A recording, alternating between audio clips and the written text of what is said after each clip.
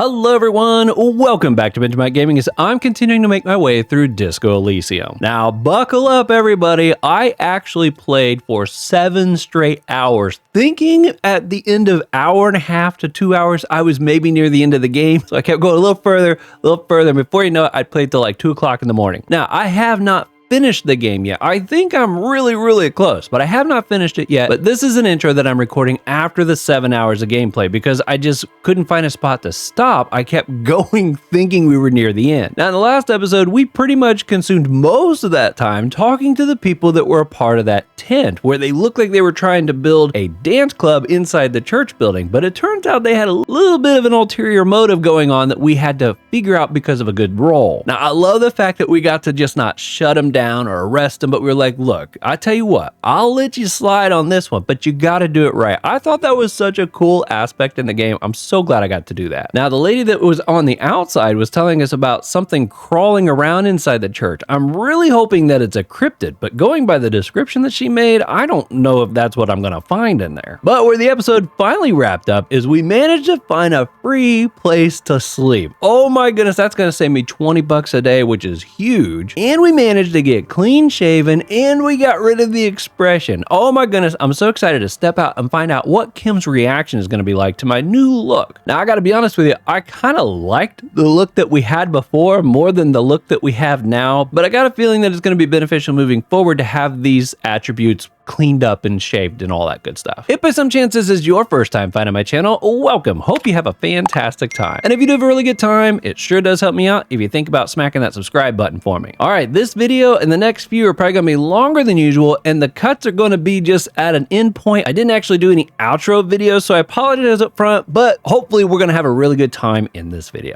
Welcome back, everybody. How y'all doing? It's the next night for me. I'm so excited. I've been looking forward to what I think is going to be a pretty awesome episode where we're just going to get to knock out a lot of stuff. I feel like we got a lot of stuff that's like 1 or 2 steps away from being done. So that's going to be our focus in this episode.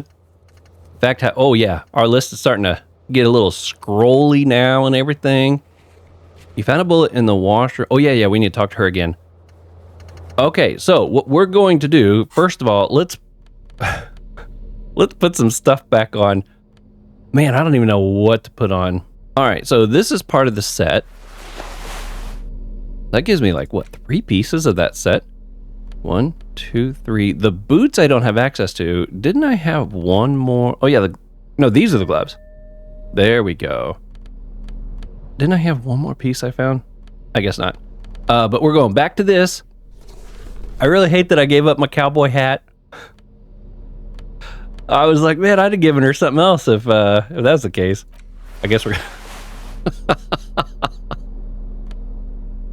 Oh, it matches better, but this is probably the better thing to wear. It just looks so goofy, though. You know, I gotta have some kind of class. What's this? +2. Okay, we'll keep that. All right. I feel like I look like a goof. Probably because I do look like a goof. But that's all right. I'm curious to see how Kim's going to react. He's going to see us for the first time, all cleaned up. Oh, there he is. What's up, Kim? Yes? So, point to your face. I shaved. Yes. I don't know what to say. Perhaps, It's like he's picking me up for prom and I'm like just mesmerizing him at the moment. What is it? You could tell me, Kim. I know. Stunning, right? I knew I shouldn't shave. I knew it and still did it. What an idiot. No, we're going number 2. I'm really not sure about this turn of events. I may have preferred the mutton chops. They sort of seem to cover up the... Either way. The what? You were saying? Oh, that's so funny. Tell me about the case again. I don't know why these are unlit unless there's just new things under there. Okay, let's go ask this lady about the bullet. Our tenant, the policeman. I hope the waves don't keep you up at night. What can I help you with? Why was there a bullet under the floorboards of your shack? Damn that girl. And without anger, a long and harsh life has taught her not to buckle under pressure. A bullet? Lieutenant turns to you and gives you a little nod, then turns to the washerwoman. You didn't put it there, did you? She did. Gone and hid things in there?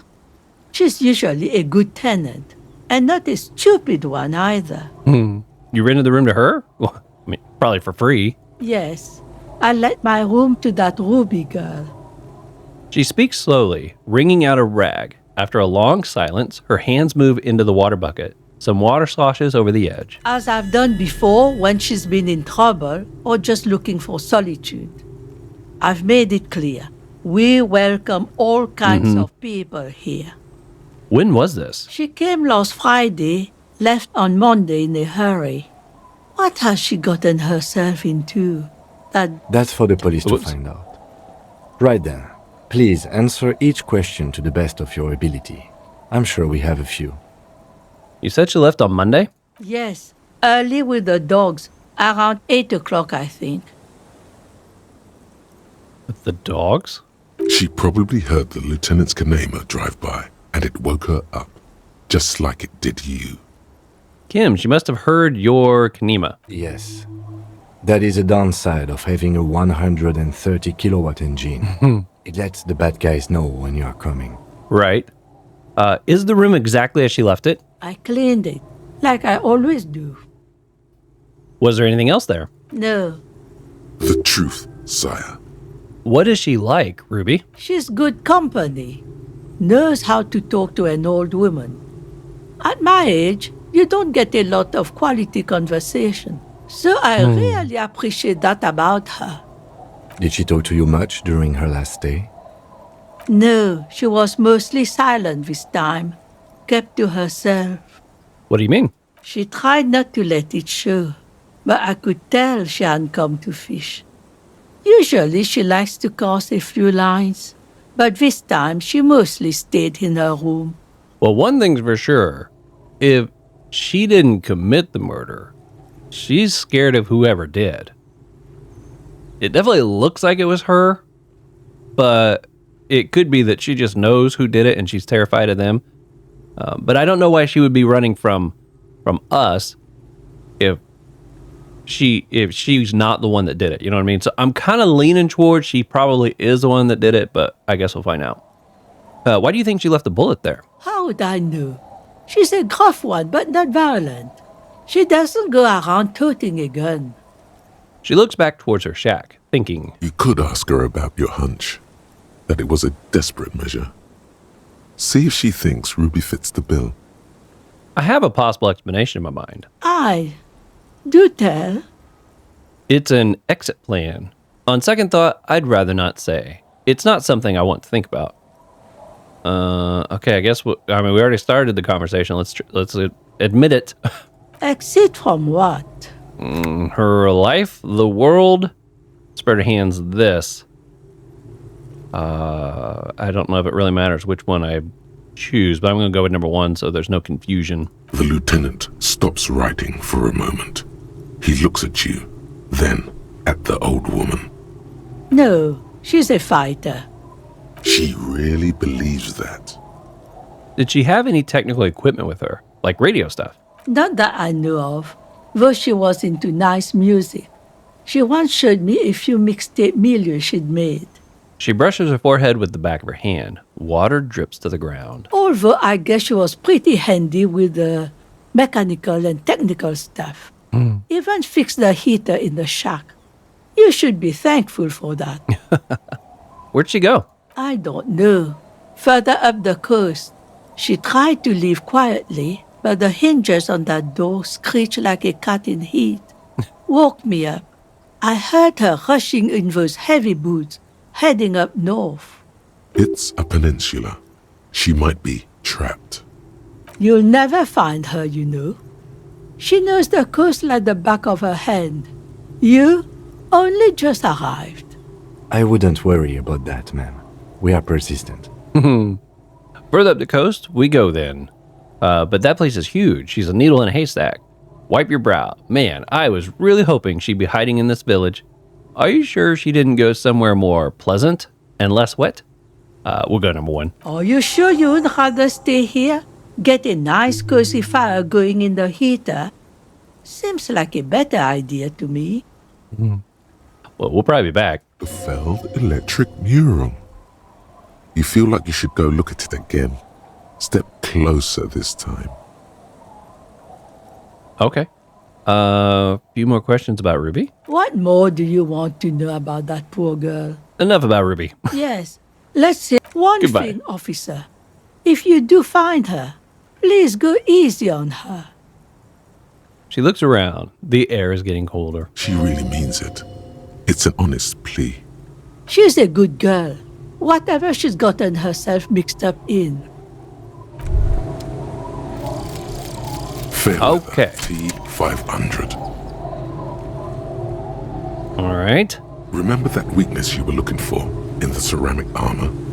Like, maybe it can only stop small, fast projectiles, but a large, slow-moving pry bar would shatter it?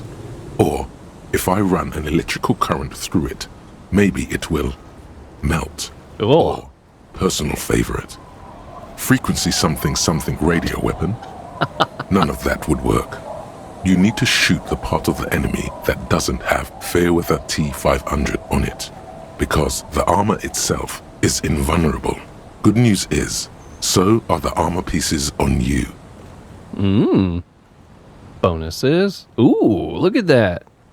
Oh, against enemies with us? I mean, we've never had a scenario where I'm like in some sort of combat. Are we going to have something like this? I only got 1 bullet. You can't do much with that. Unless this game's got like some really big twist still coming. I don't know what I'm supposed to do about that bonus. Okay. So he said go look at the mural again. But before I do that and get distracted yet again, we're going to stick with my original plan. We're going to work our way back up and knock out some quests. But we have not talked to this lady yet. She's part of the backup. Hi, officer. A woman in a raincoat stands on the quarry, considering an overturned boat. A sword in a scarab hangs from her hip. Factory balanced, Bakelite and stainless steel. Anything I can help you with? As always, I am the Lawbringer. You've graduated to Lawbringer now? Men with authority have their quirks. Comes with never being second-guessed about anything. She waves you off. So what brings you here, Lawbringer? Bring you on the law. It's called the Law Jaw. That's great. That depends. Where are we exactly? A fishing village on the seashore. This place doesn't really have a name. It's sometimes called Elysium. Why? The sign on the street leading here is illegible. Has been since they built this place. The wind rattles your earrings. I have questions. The first is, what's your name? The name is Lillian. People call me Netpicker. I think I have time for questions. And that was actually the second one. Indeed, you're always confused as to your whereabouts. I'm looking for someone. Maybe you can help. Let's see. Who are you looking for? I'm looking for a suspect who might have stayed in this neighborhood. I'd like to ask something. Number 1. Okay. When did this person stay here? Very recently, over the past few days. She might have arrived on Friday. Oh. I've been out on the sea for most of the past week. The weather's been good for fishing, so I usually start at 4 in the morning. Really? Yes, that's the optimal time. Got to make the most of the calm. I've been sleeping like a corpse after. The sea really takes its toll. Now I'm just waiting for the wind to settle to get out there again. Makes sense. Sorry I couldn't help you out. Maybe I can help you find someone else. That's it. I'm not looking for anyone else right now. Well, how can I assist you then, officer? Oh, look. This one is still lit as like it's clickable. Oh, I'm looking for someone else actually. Okay. Maybe we'll get some information here a little bit that sheds light on that. What do you do around here? Like I said, fish mostly. Sail the waves, take care of the kids, pick nets. Right now I'm tarring a little skiff. Is that enough to make a living? Sometimes I also walk to the beach to see what the sea has given up. The sea is full of surprises. Keep it professional, man. Don't make it sound like you're hitting on her. Interesting. What have you found?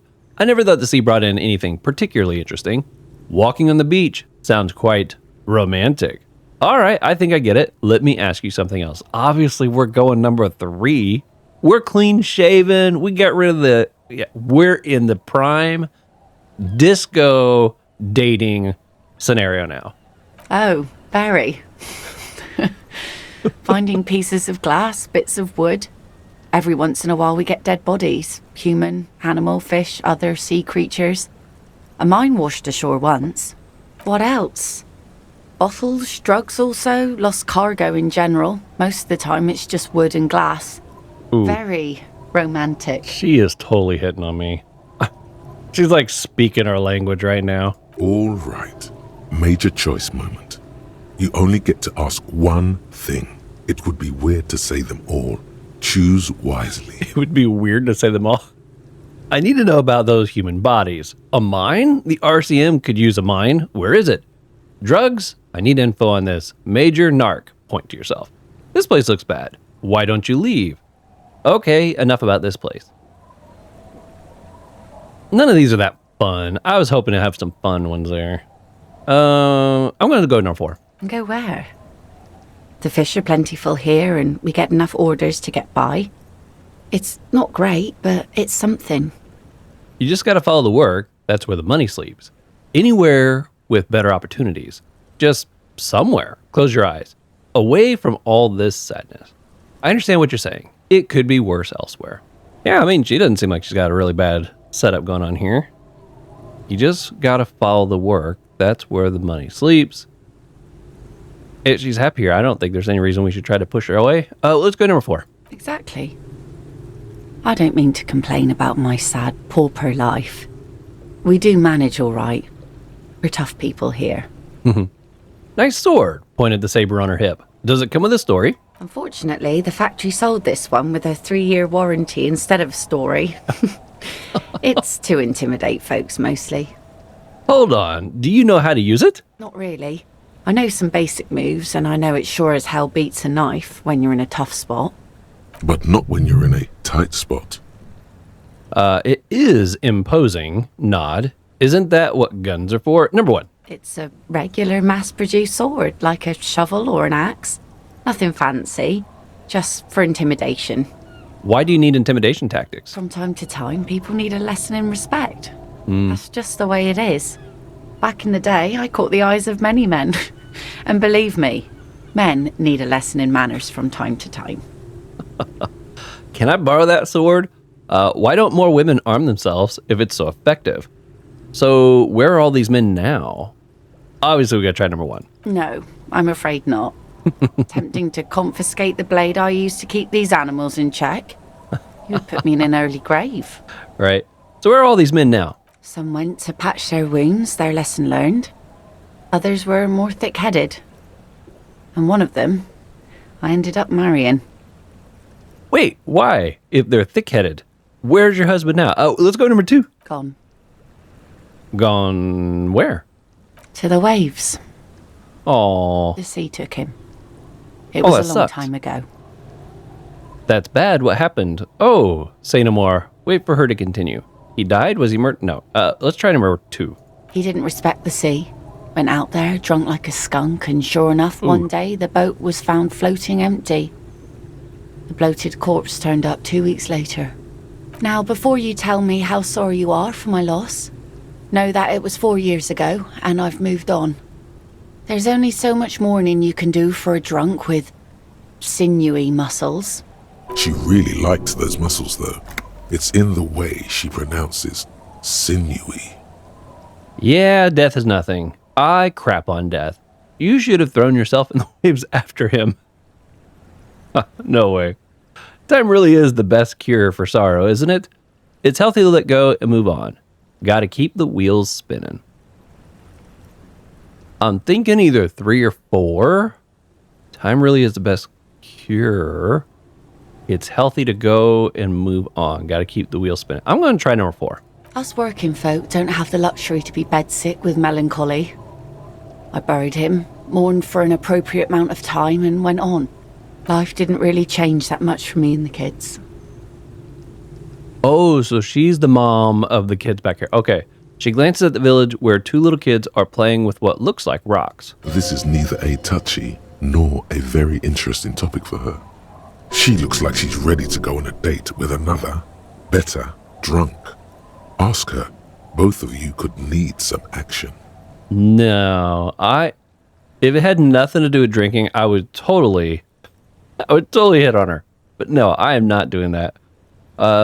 So I take it that's your skiff. Point at the overturned boat. Sure is. The sun, I call her, coated with a fresh layer of tar just yesterday. It'll take some time for it to dry, assuming the sunny days continue. Sunny days? Catch a snowflake in your palm. Aye. Sunny days.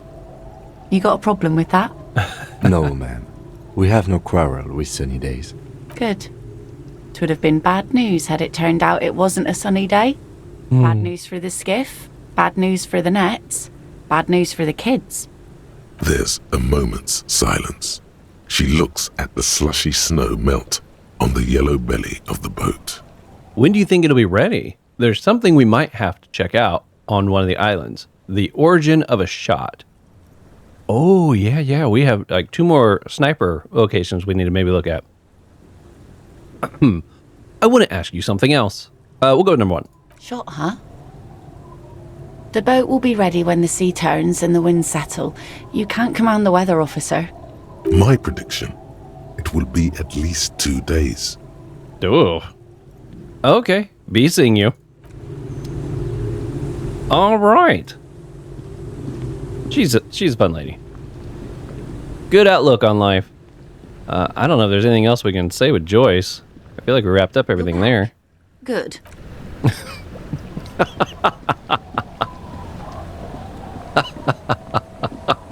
There was just something too comical about that. All right. We still have one more trap to find, which I think is supposed to be near the bridge that we walked across. But it's been a little while since we've gone through here. I kind of just want to see if anything pops up from the tabs. I'm not really seeing anything. I think we already cleared this out too, unless there's something else in there. Nope. Okay. Looking for one more net. For my vehicle. Take the scenic route around that just in case. Oh, there it is. Mama Dakwa? It takes you a moment, but finally you spot the last of Morel's traps. This one's partially obscured by the reeds. Look around. The reeds bend forlornly toward the sand. Some tufts have been crushed. Snow covers the broken stalks like a shroud. In the east, the city center hums to you. The constant, distant song, louder on this part of the coast, nearer somehow. And there's that cold again. Always the cold. Reach for the trap. The trap feels light and silent as you pick it up. Something is different here. Look closer. You know, from here, it does look like there's something kind of floating around in there. That could be just the, what was it, the grasshoppers? I forget, what was they putting in there? No locusts. Oh, locusts, that's what it was. No phasmid either, but still.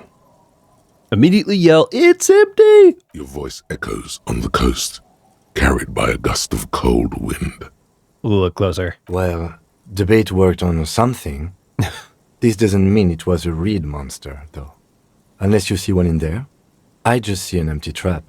The netting is a little untidy, messier than the others, like someone or something picked up the trap and shook it before dropping it back down on the ground. What if one of those guys tried to set the trap to make it look like it had been interacted with so that we're like witness to it? I do get the feeling that someone or something may have messed with this trap. But what if it was the phasmid? What if it ate them and got out? Yeah, it probably wasn't the phasmid, but still, Morel needs to know. You're right, but I still need to tell cryptozoologist about this. You're right, this crypto research has been stupid. One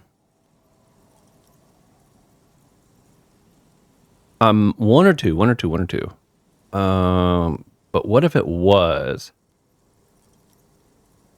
I'm going to go with number 1 on this one. Perhaps our cryptozoologists have competition in the form of an actual entomologist, or someone else is sabotaging them. Yeah, that's kind of what I was wondering. I could present more theories, but then I would be taking this on as a case, which I'm not. But if it was, they're giving me a choice here. All right, we're going to try number 1. Right. Anyway, that's for the cryptozoologists to figure out now. We are not cryptozoologists. We are cops. A cold gust of air dries your sweaty face, and you look to the dark shadow of the felled building in the distance, drawing you to it. What a strange sensation. Once this is done, should you ask the wind again? Okay. That door, yeah, we can't go in that door. Well, we found the last one. I'm happy with that. Anything through here I haven't clicked yet? No, all this looks good. Look at this, y'all. I've been saying I was heading back for like the last few episodes, and it's finally happening. The workers are gone. Who fixed that? Ooh, I hear music. Okay, let's call in here. We got to report that body. Inside, you see a set of steering levers, a radio microphone, a pull-out toolbox, and the soft glow of the fuel preheater gauge. All right, we need that radio. Precinct 57, how may I assist you? I need to report a dead body. One moment. You can hear her shuffling through some papers. Can you please describe the body? Age, sex, cause of death? An unidentified middle-aged man, height 170 to 175 centimeters, dark hair, medium build. Looks like he slipped, fell through a hole in the boardwalk, and hit his head against a metal bench. We suspect he might have been inebriated when he fell. There were bottles all around him, and traces of vomit on his shirt. Any signs of violence? No, seems like it was an accident. Someone might have pushed. I'm going number 1. No field autopsy necessary. You can hear her quickly typing in the background. What about his belongings? Did you examine his clothes? He was wearing boots, trousers, and an old leather jacket with a bright blue lining. I found a library card from the pocket. Any information on the library card? It's from Central Jamrock Public Library. It belongs to someone named Billy Magine. Good. You have a lead. Do you and Lieutenant Kitsuragi want to take the case, or should I assign it to someone else? Assign it to someone else, Alice. We've got enough on our plate. Great. I'll give it to your colleagues. You don't have to worry about the case anymore. We'll send our officers to take away the body. That's all for now. Thank you for reporting in. Is there anything else I can do for you? Let's see if we got any more information on the boots. Still no word, I'm afraid, sir. I know it must be frustrating. Was there anything else you wanted to ask? Wow. I thought... Yeah, I guess that's it. 57th, over and out. In the cabin, you Okay. Maybe we gotta wait till the next day before we'll get anything else on that, armor. Okay, let's go here and give the bird. Looks like the fellas are all still in here. Oh, and we'll have to talk to him too. Can I help you? Gart, I found a new bird for your whirling. Give him the ruffled grouse. What is this thing? The man takes the stuffed bird. It's no biggie. I just thought it would look nice on the wall. I'm that kind of cop. I wanted to apologize for breaking the great skewer by bringing you this ruffled grouse. Number 2. Okay, well, this is actually a nice bird. Right? A competent piece of taxidermy. I can fix it to the plaque and have a new bird in the establishment, I guess. So, I don't know. Thank you. You're welcome. People just don't know how to accept gifts, especially taxidermy. He likes it. He likes the bird. It solves his broken bird problem. That's funny. Yeah, I saw him say thank you, and I thought it was over. I didn't realize it says thank you twice. I feel good about our work here today. I agree. It's all about the little things, like bringing people random stuffed animals. Right? It's not actually about that, but he liked it. Goodbye. Okay. Let him know about the traps. It's great to see you again, officer. My wife can't wait to thank you. Go on, talk to her. You got it. Oh, sweetie, I don't even know how to thank you for finding my husband and helping him out. I hope we haven't been too much trouble for you. Just do my job, ma'am. It was truly an epic long-distance trek. It was just on my way while I was working the case. I'm basically also a cryptozoologist now. I'm going number 4. I knew it. That's right, Kim. I'm not surprised. It's already getting out of hand. Well, in that case, sweetie, let me give you a small token of my gratitude. It's a tie, Mesk in origin. The pin is an antique, quite special to the cryptozoological community. Oh, I am 100%. I don't care if it's -10 stats. I'm putting that tie on. The little silvery knob holding the tie together feels warm in your hand. It's in the shape of an avian skull with 8 eyes. Oh, You could ask her about this when you get the time. It's probably a cryptid, but the phasmid, of course, is more important. you never told me you've seen the phasmid. Oh, you don't want to hear about some old woman's ramblings. Ramblings? Nonsense. Your description of the phasmid is the most precise I've ever heard. Darling, I didn't even get the size of it right. You were a child, my dear. Really. It's extraordinary what you were able to describe. Now go on. Tell our friend about it. He's proven his interest in the field. Okay, I no longer think she was trying to trick him, because if she was a child when she saw it, she wouldn't have had anything. Like, I think she said this happened later in life. Definitely not as a child. Reflexively, the lieutenant read his familiar notebook. Well, it was summer. I was building a racing track out of sand on the beach near a tall stand of reeds. Quite a tall one. Many times my height, I remember. When, all of a sudden... Wait, where was this, and how old were you? I'm getting ahead of myself. I was 5 and a half in Betancourt in the suburbs. My grandmother had a summer home there. Betancourt got bombed in the war. It used to be quite near, circa 20 kilometers from here. What happened? The strangest moment of my life. I looked up and one of the reeds moved. Not like a plant, but like a living thing. It stood up and looked at me. Its body unfolded like some antique toy. I've never seen anything like it. I didn't know this can happen, so I reached my arm and touched the thing. It felt just like a stalk of reed, but it moved, swaying, towering above me. After a while, 20 seconds, a minute maybe, it left, went into the reeds. Did you follow it? I tried, but I was only a child. There was mud and high water. I couldn't see it anymore. I was just standing there knee-deep in mud, looking around me. Where did you go? Don't go. Then what? I ran back home to my grandmother and asked her if reeds could walk, and told her they were looking at me. Of course, she just laughed at me, but I knew what I'd seen. For years, it was a story I told at parties when I wanted to impress boys. That sort of thing. Of course, most people just took it as a strange, amusing anecdote. So did I, honestly. But then I met Morel. We were on a date. Can you imagine? She tells me a story, and it's the most detailed report of the Insulindian phasmid I've ever heard. The sounds. She told me it hissed. It did, yes. Like reeds in a gust of wind. The way it moved, the colour, how some of its limbs were white, like marble. It matched perfectly with what I know from other accounts. It was amazing. If it weren't for Lena, I might have given up hope years ago.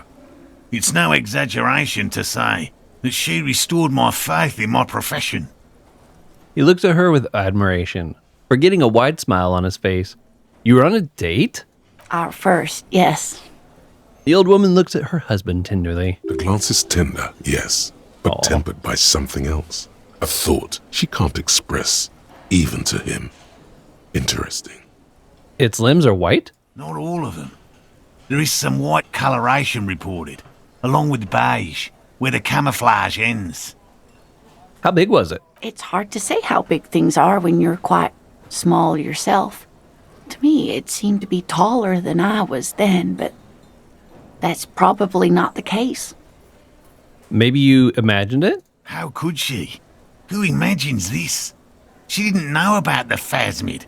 This is the main thing here, what makes it a confirmed sighting. She had no previous knowledge of the insect. So she couldn't have made it up, or imagined it. Makes sense. That's true, yes. I'm almost certain neither my mother nor my grandmother knew of it. It was only when I started telling my story as a teenager that boys would tell me, Lena, She lowers her voice, imitating a boy. you trying to tell us you saw the Indian phasmid out there in those reeds? Get out of here. They just give me a cider and ruffle my hair and tell me to stop dreaming. But I saw it.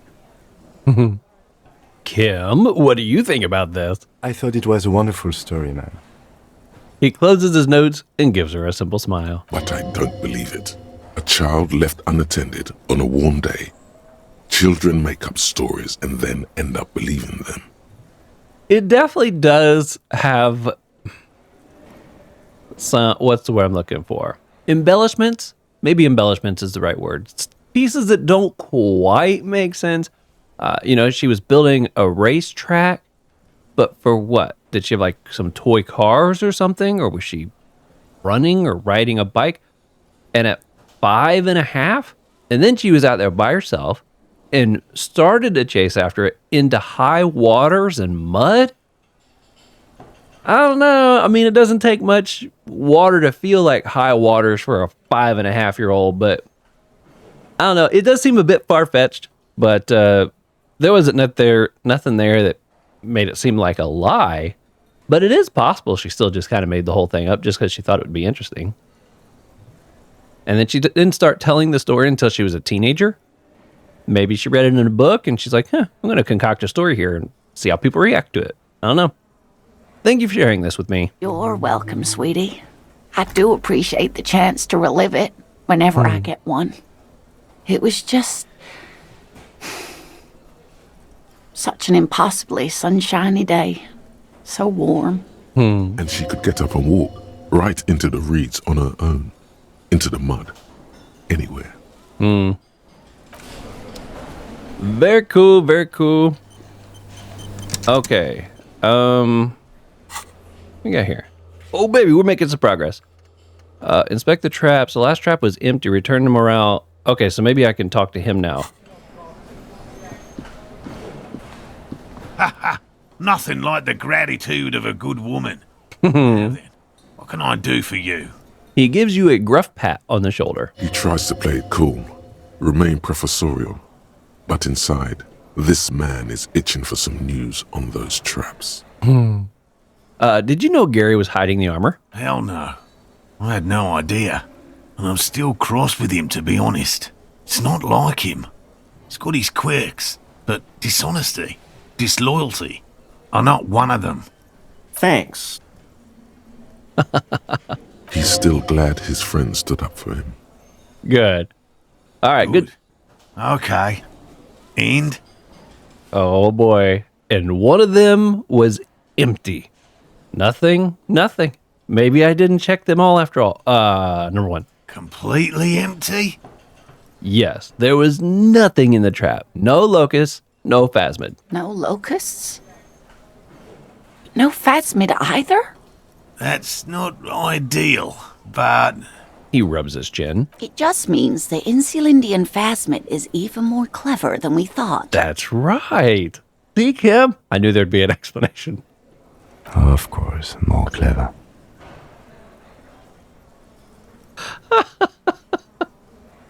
I could, if I still had all the content of this game.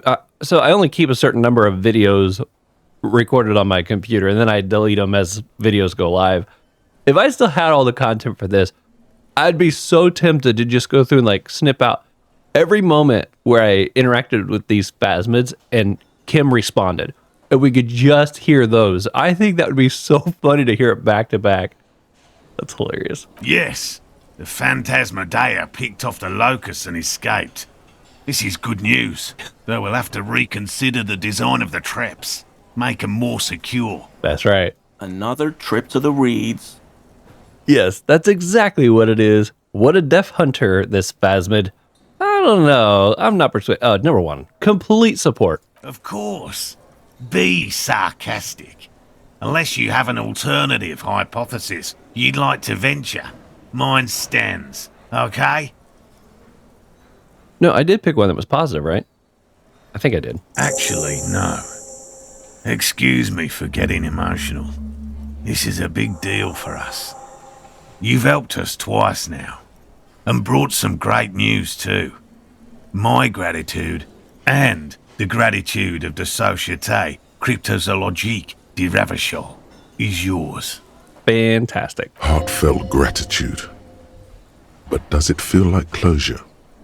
What really happened? Thank you, it's an honor. We should probably return to our main investigation here. This has been refreshing, but... Helping cryptozoologists isn't really a priority for our organization, is it? The lieutenant looks out the window, impatiently. Develop an alternative theory about the missing locust. Consider the way the empty trap was disturbed, as though shaken. Most likely the hands of a young person. Hands small enough to fit inside the trap, too. You should ask the red-headed boy, Kuno. Oh no, I thought I was done with Kuno. Oh boy. Alright, I think a little hooligan called Kuno may have stolen Locust. A little hooligan? But what would a child want with bags? Good question. Oh, my dear Morel. You've been an old man for too long. Kids love to torment insects almost as much as they love to torment old folks. I'll talk to the little gremlin and see if anything comes up. Delinquents. My favorite. Oh, you've been such a dear to us. Please, let us know whatever you turn up. I have a feeling we're getting so close. Well, I see you've got all the help you need. I'll see you tonight at my place. Let's play suzerainty, but no more field trips for me. After this is your last chance to talk to Gary. Really, Gary? We're getting somewhere here. I'd love to play suzerainty, but... Lena, I'm sorry, but you're not getting anywhere. It was some kids. I know the little mutants around here. Leave anything out in the open and they'll steal it, even if it's bugs. He looks at his tea. Morel, it's been fun, really, but I need a bath and I have deliveries to handle. When this tea is done, I gotta run. No need to apologise, Geary. You'd be more than helpful. We'll have to take a rain check on that game of suzerainty today, though. We're gonna follow this through. Yeah, I was curious if this guy would have anything new to Always a talk pleasure about. to see an officer of the law. I mean, officers. Oh, nothing new. Okay. All right. Well, we get to go talk to Kuno again. Who all's excited about that? That's so funny. Good old Kuno. Okay, so we need to do that. Okay. I don't think there's really anything else we need to do in here. Let's see. I doubt we've done anything that'll get any new dialogue from him. Tornado is back. But let's just see. What do you want? Coppernado. Guess what? I want to go over a few things. I'm away. Just do my little tornado thing. Saying hi, saying bye. All right, y'all. For those who are big fans of Kuno, baby, we got another conversation coming up. The tracks are as they have ever been. A bit more worn, perhaps. Fortunately, The street sweeper still hasn't noticed their presence. This is where I started off with my motor carriage before sinking it into the sea. No wonder the cafeteria manager seemed frustrated when he was giving us directions to the yard. Yeah, so we like pulled forward into the fence, then we backed up and yeah, I can see why. Well, you did provide us with a very convenient access point to the crime scene. That's true. You know, now that I think about it, man, we've been playing this game for a while. I'm over 40 hours into it. But man, I think about all the back and forth and talking to people and stuff we've done over all this time. It's kind of wild. Yo, Kuno. Kuno saw you reeled that can. Sweet graffito action, pig. Kuno likes that delinquent shit. Yeah? You like art, Kuno? Papa's bad to the bone, Kuno. Rotten to the core. Thank you, Kuno. I really appreciate it. I don't know which one to pick. I'm going to try number 2, though, just see if he really goes with it. Kuno's part is. You're just shit at life. Now what's your case with Kuno? Figure out what's going on with him. So empathy is what I need here. He saw you find the bullet. 42% is not horrible there. You wouldn't happen to know anything about any missing locusts. No, Kuno doesn't give a f about bugs. So he knows locusts are bugs. Oh my god, I told you that shit is lame! Shut up, C. Now they're gonna take you to lame prison! She sounds like she's about to cry, out of disappointment at Kuno's newfound lameness. What's this about? Now hold on, no one is lame here. Just tell me what happened. You kids are in trouble. I'm going to try number 2. Deny everything, Kuno. You need to lawyer up. Over some bugs. Kuno's not going to say anything without his lawyer present. What? Lame. That rings some bells. Could this be connected to Night City? AKA the City of Rage. Right. Kuno, is this about Rage City? No, I don't want to talk to kids about lame stuff. Number 1. Oh god, Kuno, no! It's going to happen now. They're going to make you lame. Stop it, C. No one's going to make anyone lame. Kuno's got this under control. All right, let's see if I can stack on some more empathy. Kuno doesn't f***ing care. He says I'm off, and he's like, I don't care. Oh, man, the amount of empathy I'm going to need. All right, give me just a quick second. Okay, I am now to +3 for empathy, and I did put on my new tie. That thing's pretty wicked looking, isn't it? Very cool. Now, what does that put me at? I've just got so many clothes now that for me to take the time to check each one of them, I think it's better just to kind of like do a quick swoosh there instead of you staring at me looking at all those clothes. Necroman Kuno dies. Porta Rosa, a side alley of the Boogie Street Spearhead. A young man in his early 20s approaches patrol officer Emil Mullins and asks for a cigarette. As Officer Mullins reaches in his coat pocket for the pack of Astra he just purchased this morning. Sorry, I thought he was just going to say something like one of our normal introductions here. So Necromancer Pig, he says, eye full of admiration. That crap was dark. Going in there like that, brutal crap. Tell me, Kuno dies, you going to pick one out of his brain like that too? Kuno go out in a hail of bullets. Gonna look like a porcupine. The man shoots him point blank in his chest. Breathless, the patrol officer collapses in the gutter.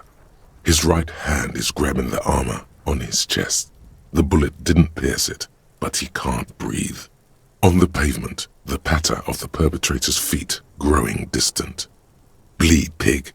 Someone opens a window and says, but Emil cannot see who. His sight grows dim with pain. So we're like imagining what it would maybe be like if Kuno did go out in an array of bullets. I'm assuming that's kind of what's going on here. I'll be there for you, Kuno. You know what's a good line of work for getting shot? Being a cop. Don't be silly, you're a kid. Answer me some questions. I'm going to go with number 1. Yeah.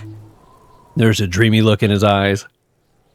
Okay, we're at 72.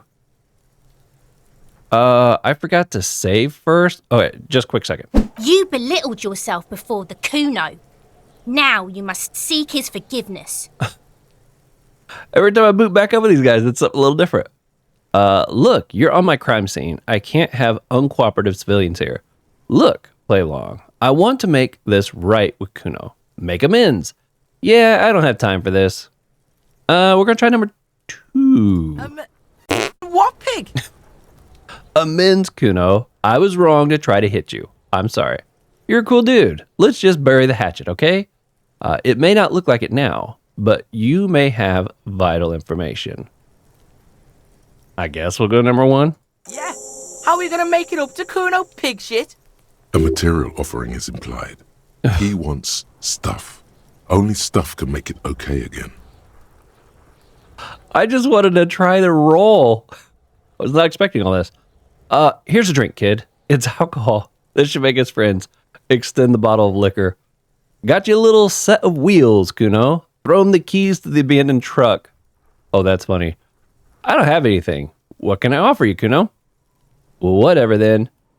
Oh, I'm so tempted to give him the keys. That's so funny. I'm going to try number 3, though. We might still need those. Because I'm assuming the abandoned truck, that's going to be Ruby's vehicle. So I think we might still need those. Please don't waste time on nonsense. The lieutenant does not approve of this at all.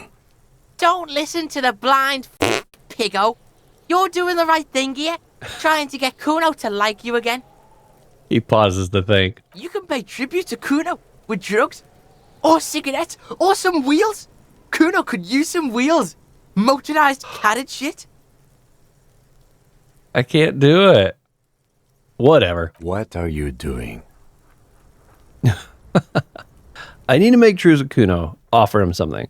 Nothing, Lieutenant. I don't want to get into this. Number 2. So I can't to make your offering to Kuno. Oh.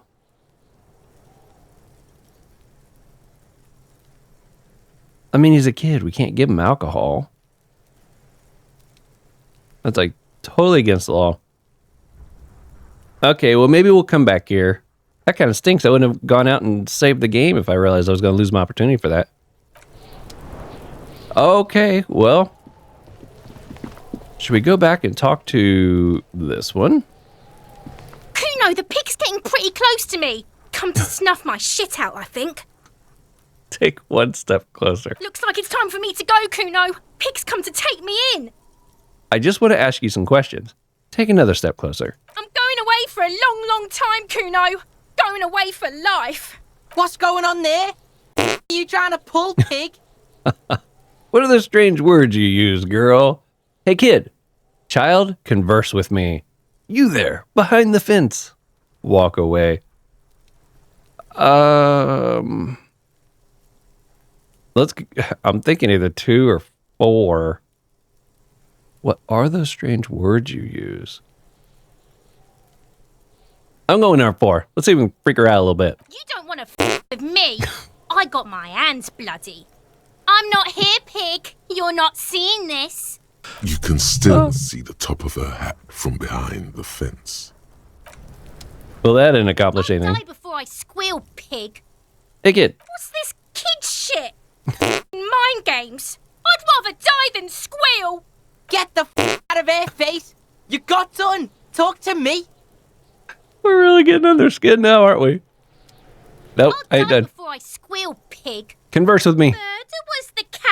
Was the case they gave me. She has almost vanished behind the fence. Only the top of her hat remains. I'll die before I squeal. Top one. I come from the woods, good Davidu.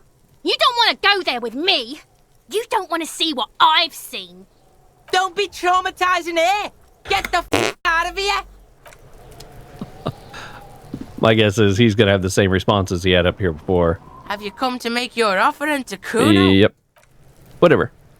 I wonder if I try to talk to her from that side of the fence, if the dialogue's different. I think it's worth a quick check, right? Ooh, the lady's gone. Maybe she's off working.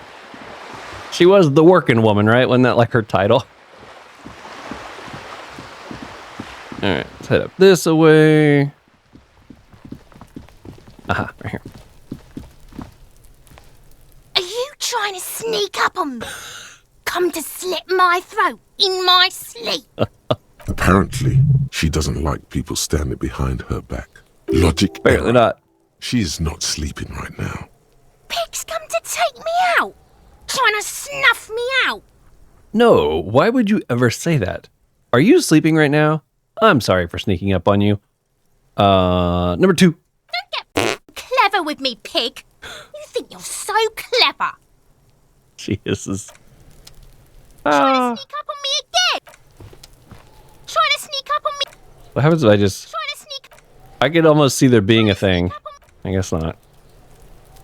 Well, that's a bummer. I did see one green dot. I feel like we've tried this door multiple times, but let's see. You hear the sound of running water. Someone's washing dishes.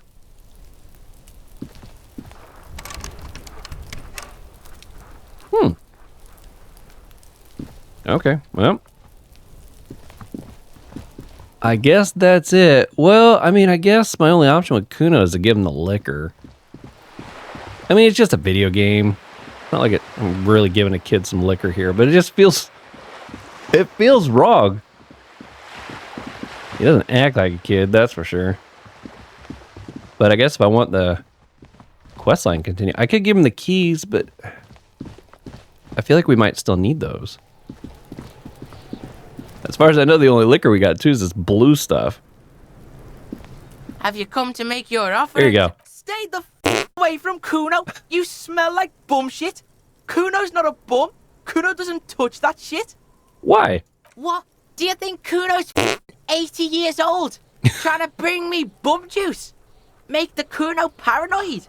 You don't like alcohol? Just because you get high off that shit doesn't mean Kuno has to himself with that fermented piss and shit mix. I really didn't expect that. Trying to get a 12-year-old hooked on the shit shake? Alcohol use has been declining in the under 16 bracket this past decade.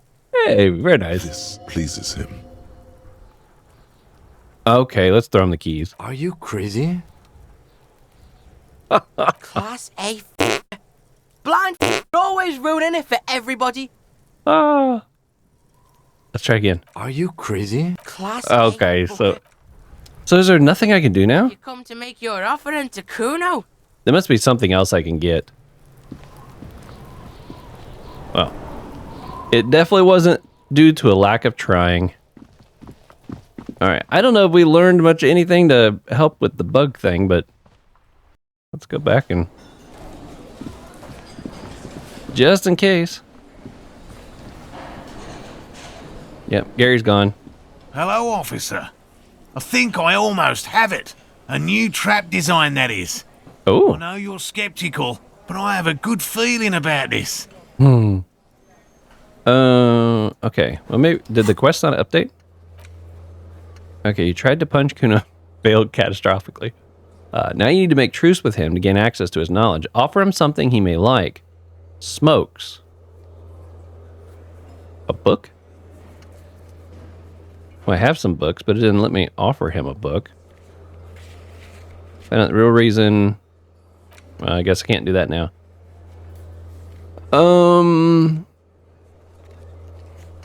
Okay, synchronoid. Yeah, that's probably not going to happen. There has to be some way to talk to this person. Oh, yeah, I remember that. Find someone with technical expertise. We found somebody, just can't do anything with them. Find the weapon. Determine where the shots came from. Oh, we haven't talked to her since the autopsy. I totally forgot about that one. We'll go do that one since it's right here. Confront the Hardy Boys about the drugs. Yeah, I know that comment is still in the list. I've been avoiding it, thinking that it was actually going to just do more harm than good.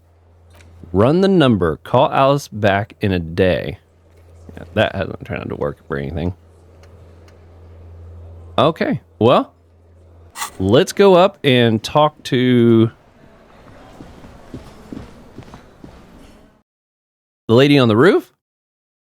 And then we might be trying to make our way to the church. See if we can find... Oh, we got the key. We should be able to just walk right in the front door now.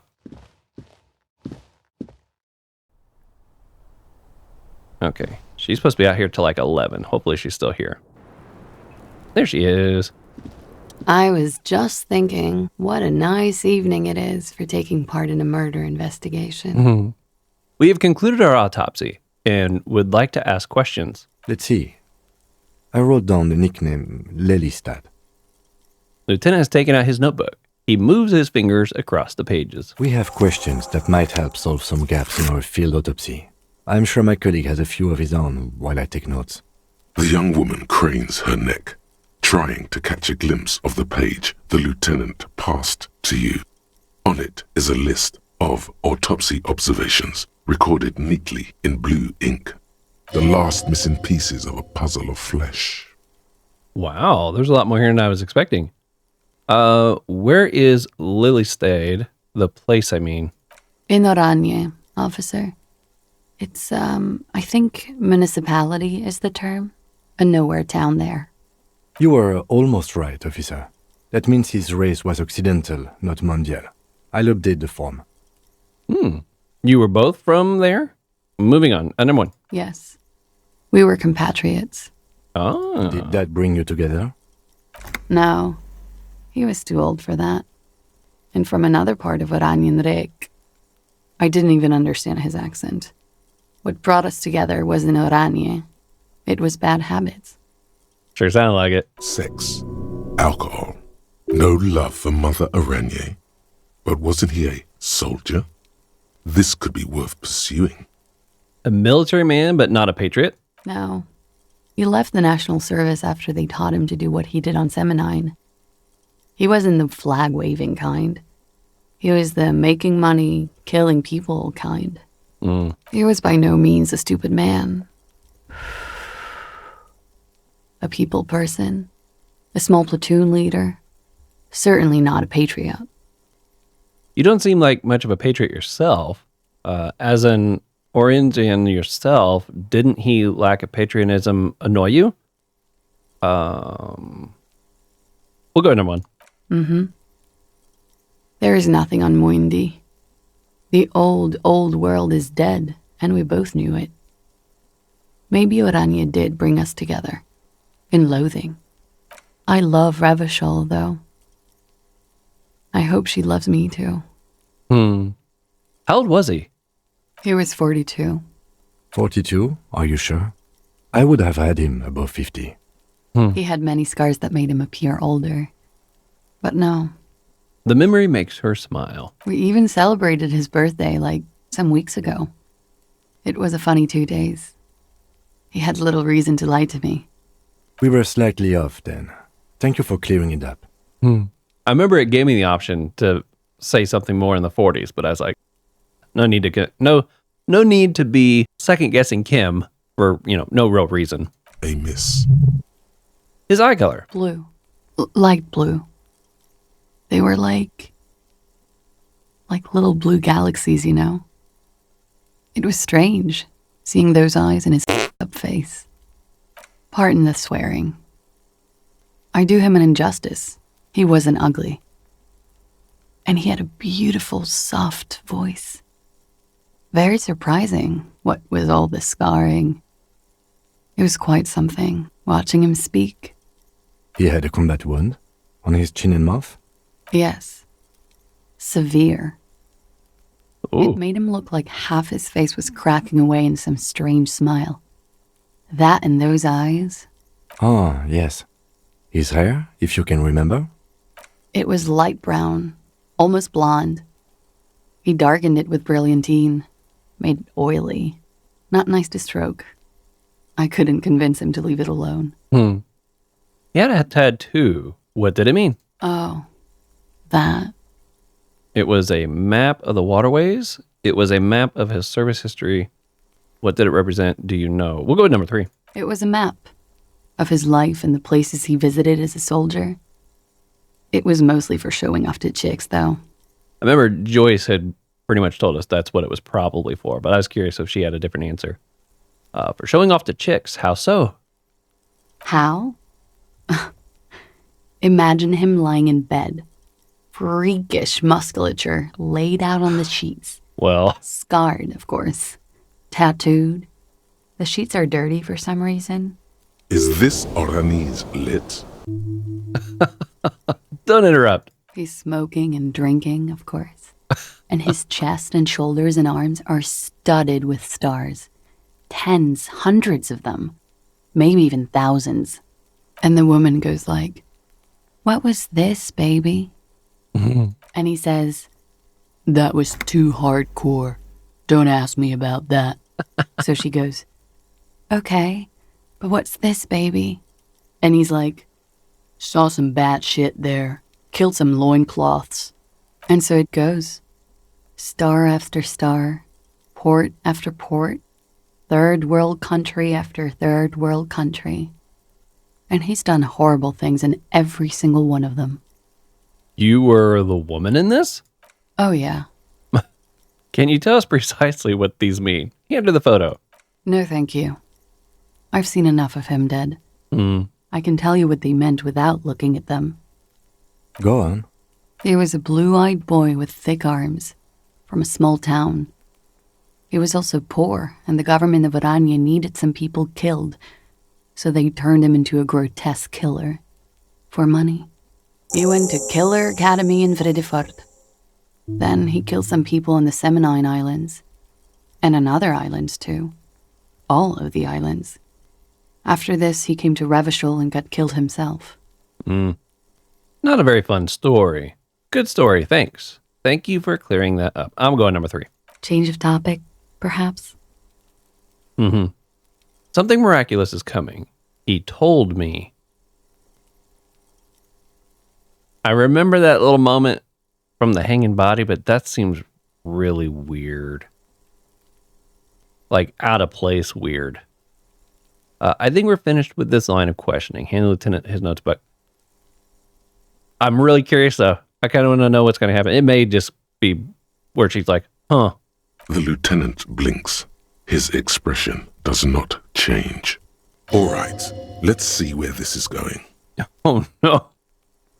That's already the last question, so I can see where it's going. Oh boy, I might be in trouble. From way out in the northwest, he told me. Maybe he was wrong. Forget about it. Nothing miraculous. I mean, we're committed. Let's go number 1. Cool. I wondered if that's all it was going to lead to, was something like that. Okay, number 5. All right. Coolly, gracefully, she pours herself more coffee. All right. We're out of here. Wait, stop. That man, bloated beyond all recognition, was 42? It's what she said. Below the damage, the weeks of decomposition, all the swollen indignity of mortality. He was 42 years old? Where is this going? How old are you? That's where this is going. 45,000 liters of raw alcohol has left its disfigurements. What lies beneath, you wonder? Kim, how old do you think I am? Turn around, miss. How old do you think I am? I got this. My age, I think I'm... Well, check with Kim. Huh? How old do I look? How old? 58. 58. Oh my gosh, that's really old. Really? What if you're wrong? We were both wrong about the deceased. He turned out to be 40. You're probably right. That's about what I look. Number 1. You asked. Number 1. 42. And he was deceased. He had been decomposing for a week. I feel like I've been decomposing for longer than that. The ravages of alcohol are nearly as extreme as that of death itself. You're right. I'm probably 62. Let's leave it at that. Number 3. I didn't say 62. I said 58. He squints, looking at you for a second. Wait. This requires scientific measurements. Bring it on. I'm not afraid of the truth. To the laboratorium. So we just got ourselves a new one. Oh, you know I got to try to get this one on the queue because I am the law.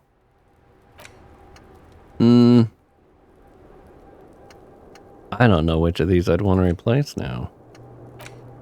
Wumpty Dumpty. I tell you what, the money we've been making off that has been pretty nice. This I'm going to keep only because I don't know if that might be vital here moving forward.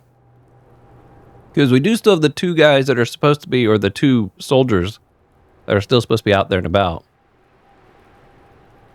10 cents for every green orb clicked. You know what? I feel like at this point, getting rid of this one's not too big of a deal. I like the 10 cents, but I feel like money's not too big of an issue now. And one encyclopedia roll gets me as many as 20 of this one. So I think I'm okay with forgetting this one. And let's get Lawjaw internalized. There we go. Okay, we can no longer scroll down. We made some progress here. Alrighty. What time is it? Yeah, we still got a bit of time left. Okay, I guess we're gonna head back towards the church now. Oh, whoops. No. I didn't want to go back to that stairs.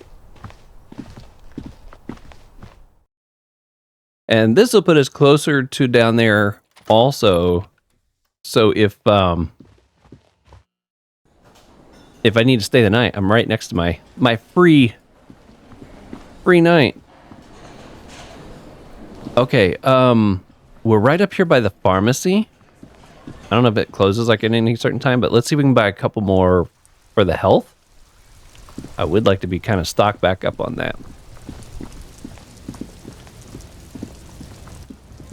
And I think I might have a few bottles I can cash in. The tear machine stabbed your bottles clung. 90 cents. Do you know what you should do with that money, kiddo? You should buy more. Oh, no, I'm not buying more alcohol. No thanks. A small cabinet on the wall is filled with various medicine bottles. Okay. Nasal sprays. This is the one I want here. They all bear the same. Okay, here.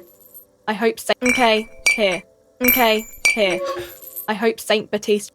Thank you. All right. I got plenty of money. In fact, I'm tempted to buy those $50 shoes off of the merchant down here. Remember he was going to give it to me like for 50 bucks? And the speakers for dirt cheap. I'm almost up to $100. I don't know, you think it's a waste of money? I don't really have a quest associated with that. Unless I can give the speaker to the guys in the tent, maybe. All right, I'll leave that be for now. That's a lot of money. Ooh, something yellow up here. My money's burned a hole in my pocket. Scribble between the thighs of a page 3 girl. Something disco. I don't know. Okay. Oh yeah, I got fast travel I can do now. I forgot about that. So how do I do that again? Go right here. Can I just click to the church? I don't remember how to do the fast travel. Okay. Guess we're doing it the old-fashioned way. Well, that was pretty cool. We managed to finish off a couple things. I'm a little bummed that things got locked down with Kuno. I even went ahead and tried to give him the keys to the truck. Kim didn't think that was a good idea. And then I offered him the alcohol, but he wasn't interested in that. I got to give him some cigarettes, it sounds like. I don't think I saw any cigarettes for sale at the pharmacy. So that wouldn't have panned out. All right, we're heading all the way to the church building. Find out what's in here. If I remember how to get there. Put up this way. Oh, he did say something about go look at that mural again, didn't he? You see a once bright mural towering above you. The signage has peeled off over the years, but you can still make out Feld Electrical R&D. A slogan used to intertwine with the loops a long time ago. Now Only a shadow of peeled letters remains. It says, "Tomorrow is just a whisper away." Step closer. Above the mural, a collapsed roof, broken windows set in walls that are cracking and will soon also fall, and the coastal breeze rustling and sighing in the remains of the edifice. There's something in the wind. Sometimes the only way to go forward is to fail first. Could Ruby be in there? In there? She could. Or she could be in the identical room over there, or in that boat shack, in that church tower, maybe. Yeah, I get your point, Kim. Why single out this one building? Oh, boy. Even with all these bonuses. Wow. Okay, clearly I need to make some changes. I need shivers. Surely I can make some changes for that. Give me just a second. Okay. I mean, I got like a ton of health and stuff. I don't think it'll kill me, but all right, let's see how this goes. Even though you're sure you succeeded, all is quiet. There is no cold hand brushing against your forehead. No rustle in the reeds. The wind has died down. The ruin in front of you is silent as a tomb. What was it I even attempted to do here? Turn to Lieutenant. She could be anywhere. How do we find her? What's the point of this if I'm not going to actually try to go inside? I'm going to try number 1 here. Trying to talk to the wind, the city, whatever you thought would happen, did not. And now you're just standing there in the dusk hour with your hands fallen to your side.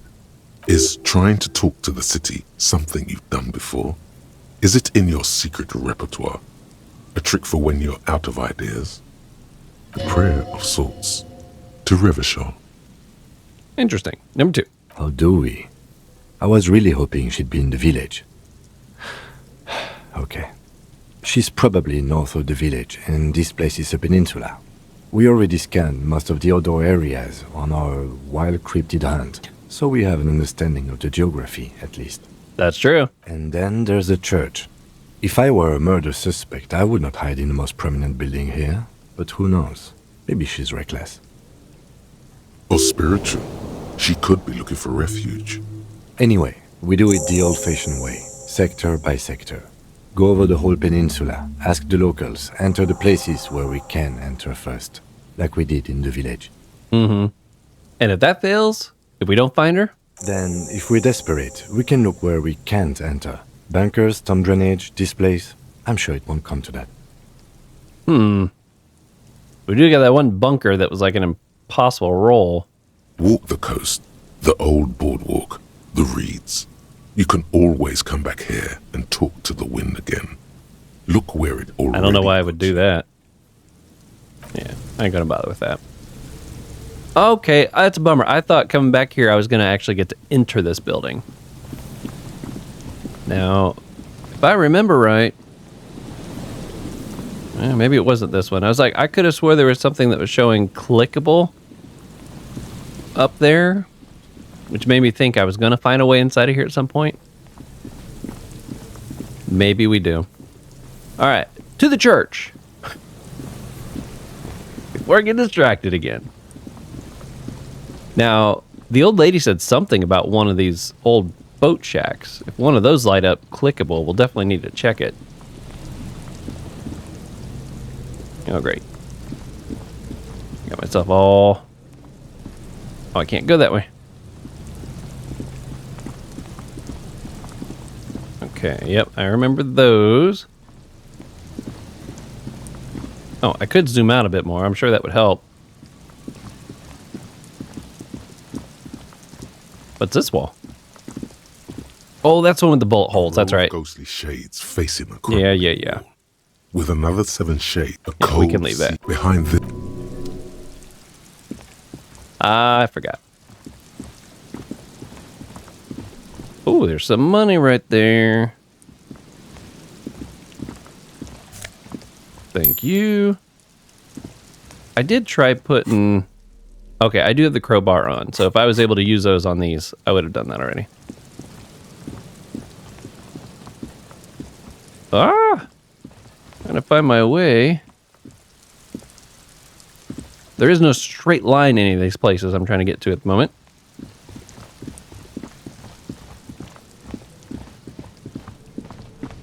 How do I get back? We just talked to Kim. We know the terrain. There we go. There's a little path in between I need.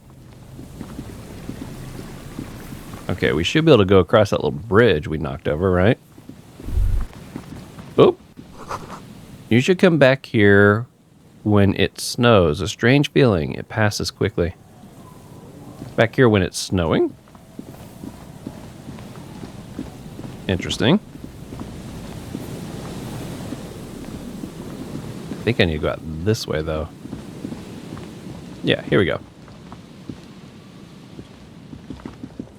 Heavy wooden doors, more than Open twice the long. padlock. The lock turns easily. You hear a click as the shackle pops open. Let's go. Pull on the doors. As you do, you hear the echo of the doomed commercial area.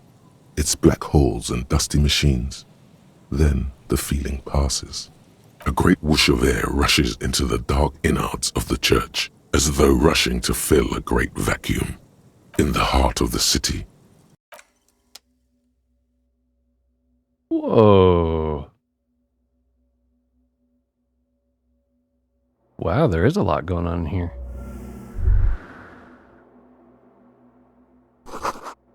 A strange stillness fills you as you look ahead. You should walk here, not run. Okay. I can do that. Grotesque wooden figure looks half finished. Feels like it's trying to become one with the church. I wonder what happens if you do run. I'm a little scared too, though. More of the forked lightning patterns you saw outside. Bark beetles? No, it looks intentional. Some long forgotten style. Oh my goodness, I just realized the time. Okay, I may keep this going and then just put a cut somewhere. So I apologize. I don't know if the cut's been before this or if the cut is coming here soon, but just be warned, I'm just going to have to keep playing right on through because there's no way I'm stopping right here. Something you do with radio frequencies? It's like all busted out over here. Looks like a pair of shoes up there. The bowl's filled with water. A live wire runs directly into it. Could these wires work as contact microphones? Hello. Oh. The silence in this part of the church, it's almost palpable. All the shifting matter and shuffling of living things is gone. Nothing seems to exist beyond the church anymore.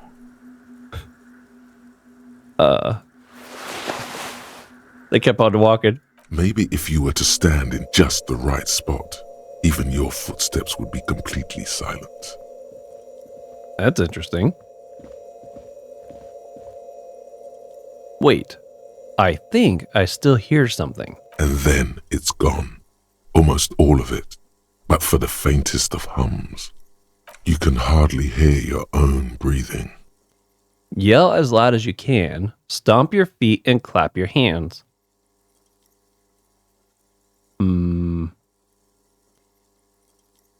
Doesn't really matter which one we pick. Let's go number one. Your voice is barely audible. Not a howl, but the softest of whimpers. Okay, let's stomp. You produce a few muffled thumps, after which the silence feels even more total, somehow. Turn to Kim. What's happening? The lieutenant points to his ears and shakes his head. Then he leans closer. You can't hear me? Can you hear anything? Almost nothing, and it's beginning to worry me.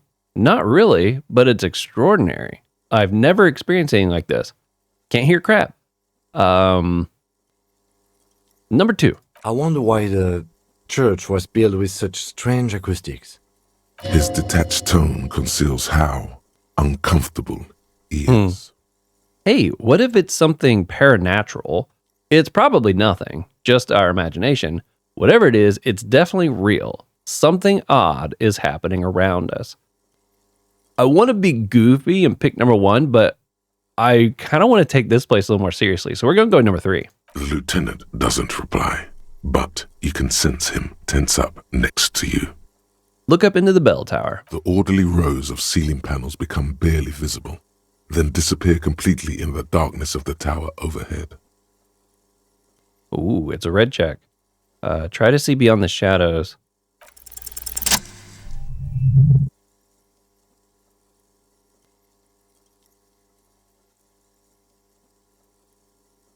Wow, we're really zooming out. It's like there's something moving up there. A shadow has emerged from the tower and it's making its way toward you through all the other shadows. I don't see anything. I just see some dust that's kind of like falling through here. On the ceiling, follow the shadow's movement. Blink. Number 2. It's not a shadow anymore, becoming more substantial as it gets closer. The shape of an animal descends. Officer, is there something up there? The lieutenant follows your gaze, attempting to see whatever it is that you are seeing. Oh no. You've lost sight of it. Where did it go? On the ceiling? Yes. The darkness makes the ceiling feel infinitely far away. Blink.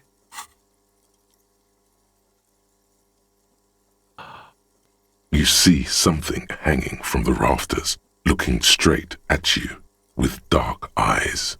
That is creepy. It does look humanoid, though. Like it's just kind of hanging on there. Maybe it's possible to talk to it. What? The shadow is a man. A man made of the same stuff as the carpentry of the building. He is studying you intently. Say nothing. Be quiet for now. The man leaned forward a little, fixing you with a steady, unreadable gaze, then speaks. Habitual alcohol use has made you into a scared little pussy, Holmes. But don't worry. Everything's gonna be alright. You come to the right place. That seems really weird. The right place for what? What are you doing here? Number 2. I'm here to receive the mother's love. You can too, Holmes. And when you're ready, she will take your hand and lift you out of that despair at the bottom of that bottle. This man is obviously a habitual narcotics user. Do we really need to question him? I'm put off by this religious stuff, he thinks. And maybe the ceiling climbing, too. It's all very hard to square with the lieutenant's own view of reality. Hey, and what was that about the bottle again? You haven't even drank that much lately. Lay off it already. Shish. Right. Yeah, I guess I have a bit of a problem, and it's been getting out of hand lately. I'm a policeman. I need to talk to you about police things. I don't know anything about the alcohol use. Oh, heck no. Run away. Number 2. Oh, yeah, sure. You don't know anything about alcohol use. You got it all under control, Way. I could smell the control all the way over here. I'm doing just fine, thank you. Okay, fine, I'm struggling, but you don't need to lecture me. I know what I need to do. You don't know me. You don't know what it's like. There's something white pursuing me. White and very sad. This conversation is making me uncomfortable. Let's talk about something else. I'm going number 1. I know it's hard to admit that you got a problem. I was like you once. Couldn't take an honest look into my own heart and see I was in pain. You know, actually, since we're here, you may want to pay attention to what the ceiling climber is saying. Look at these crazies. What is this shit? I gotta say, this is a little frustrating to me. I have deliberately made sure not to do anything with alcohol this whole playthrough. We're 40 hours into this game now. I've made no choices to consume any alcohol. I've taken a bath, I've shaved, I cleaned up. I realize my character looks like a drunk and obviously has a history of it.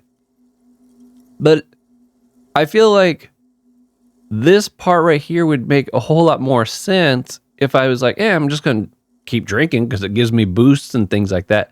But it's like I've been avoiding all this stuff. But yet they're still treating me like I've been just drinking this whole time. And it's kind of weird. It's like, well, why have I made all this effort not to be doing that if the characters in the game are still going to treat me like I have been? You know what I mean? That's the only thing I'm finding a little frustrating about this. I haven't run into any scenarios yet where I feel like I was being benefited by the fact that I have been avoiding that stuff. I don't know. That's just me. For some reason, I feel like you have a point there. Who do you think you are? Some crazy guy under the roof? What is this crap? You know, alcohol is central to my identity. If I wouldn't drink, I just wouldn't be me. This is stupid. I don't even know what this is. That's all well and good, but we need to talk about the unlicensed occupation of the Ecclesiastes property. That's kind of funny. You know what? I'm going with the bottom one. The only thing we need to talk about is how the mother can really help you, Holmes. This is the Church of the Mother of Silence. You are welcome here. He sways gently on the beam, waiting for you to take it all in. This Mother of Silence sounds like a serious player. You might want to be careful until you find out what you're dealing with. You must be the crab man. Some ravers want to turn this place into a nightclub. Do you know where the other spooker is? Point at the strange machines around you. Okay then, thanks. Number one. Never known myself to be a crab, but if that's the name you got for me, I won't stop you from using it.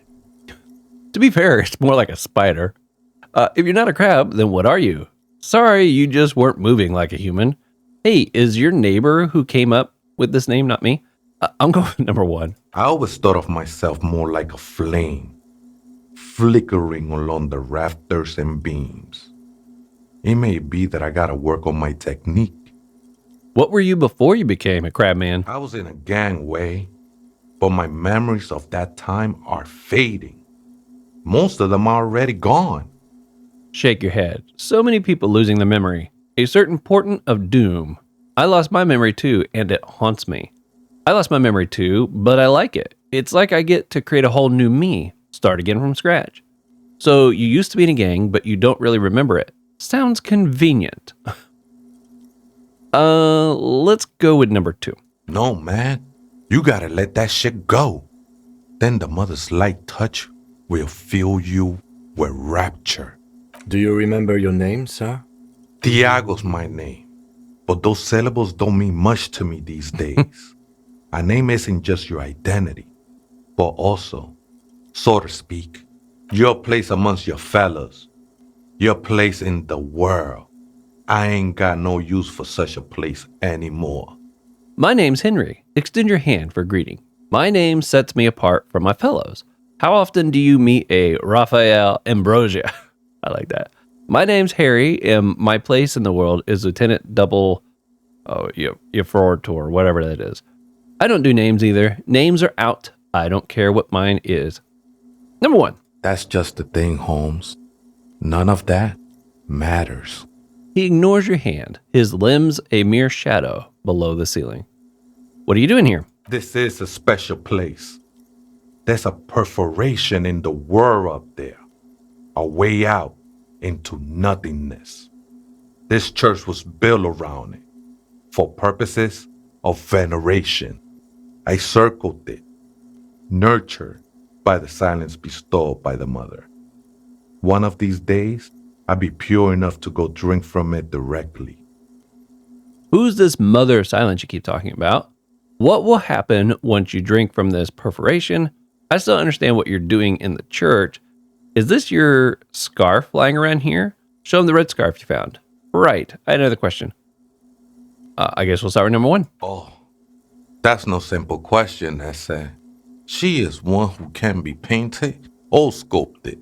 She is a cavity in the dark beyond sense. She saved me, but I couldn't describe her to you. No one can, Holmes, and no one ever will.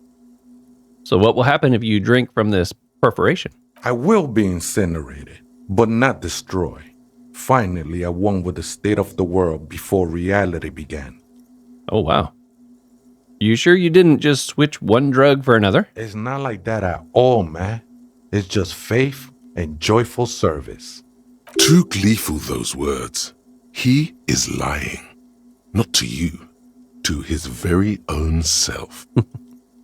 Faith is a kind of drug. I guess you have a point. Let's agree to disagree. I was being insensitive. Sorry. I don't know. I'll be honest. I really don't. So here's another issue I'm starting to have with the game. It's a bit of a bummer. So we were hearing about this crab man and somebody or something crawling along the walls and stuff. So I kind of got all excited. I was like, maybe it's a cryptid. Maybe it's some creature. I feel like the game keeps teasing at the fact that something really weird and supernatural could be going on. Like this pale thing. You know, we had a couple weird encounters with it, but when it all comes down to it, it's just a person with a belief. It really is. A lot of these NPCs that we are running into are people with beliefs, and the dialogue that we get with them is just learning about their beliefs on a topic, and then we move on. The main goal is to figure out what happened to the Merc. I mean, that's kind of the main objective of the game. And we've met so many people that give us virtually no information at all about the case, which, you know, Kim's constantly going on. You're constantly getting distracted. We could stick to the main story. But I wish the side quests were a bit more interesting. I think out of all the side quests we've had so far, the cryptids were the most fascinating to me. I really enjoyed learning about the imagination and everything of that. And I was kind of holding out hope that maybe we would run into some kind of a cryptid. But now we're talking to this guy hiding in the rafters, and he's just got a big, strong religious belief. We got the guys that were out in the tent, and they just wanted to start a dance club. The whole conversation in there was just about the dance club and the lab originally that they wanted to build. We got the drunks that we met over there not too far, where they were our drinking buddies. They were kind of interesting because we got a little bit more information about the actual part of the story that's significant, which was, you know, what were we up to before we got here? But like Joyce, we've talked to her a ton, but very little bit of it has actually been relevant to the case.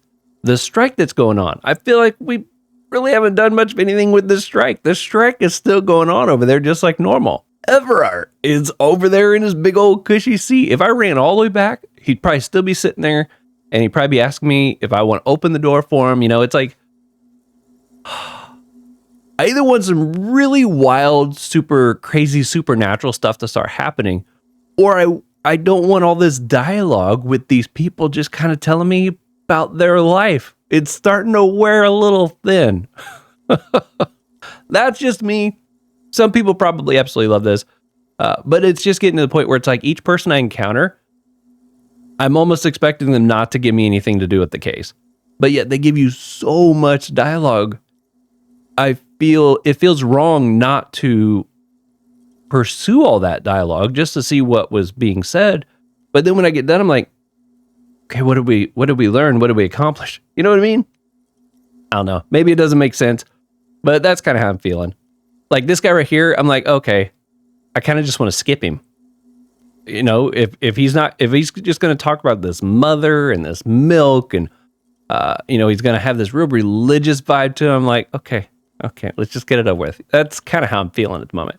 Hopefully he's got some fun twist up his sleeves, but we'll see. Let's agree to disagree. I know it will take time. Don't sweat it.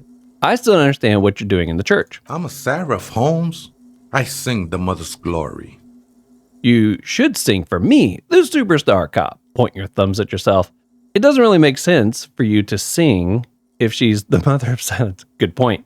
Singing is good. I'm a bit of a singer myself. Oh man, I like all three of these. I'm going number 3.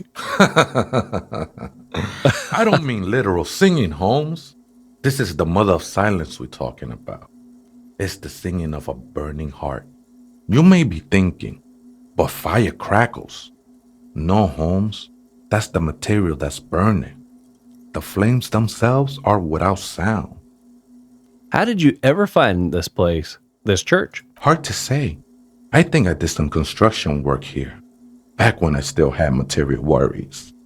Up there, I realized what the true purpose of the church was. Been spending a lot of time here ever since. The past is nothing to me now, eh? It didn't belong to me. Is this your scarf? I think it was. A long time ago. I had to share it like a skin to get closer to the center of the silence. You could have it. I don't need it anymore. The scarf looks pretty dapper, actually. All right, I have another question. The sinewy figure lingers on the wooden beams, blending into the shadows. Let's see what he says about this being a nightclub. He's probably not going to be for it. The ones in the tent outside? Right? I see them. Guessing they're the ones who call me a crab. Probably scared of me. Wait, do they have a reason to be scared? Nah, man. They look pretty funny. And I don't harm no one anymore. Anyway. So what do you think about the nightclub that is? Why not? They wouldn't bother me none. I'm usually way up there, imbibing. Ain't no music on earth that can reach where I go.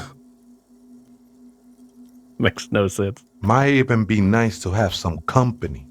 He said that in spite of himself. He's more attached to the human than he'd like to think. You've been here a long time. Do you know why the church was abandoned? Police raid a while back. He responds, his voice suddenly flat. Did you witness it? Not really. Or at least I don't remember much of it anymore. The mother's love has done its job. That's what's so great about the mother. It lets you forget about everything. Do you know where the other spooker is? Point at the strange machines. ¿Other spooker?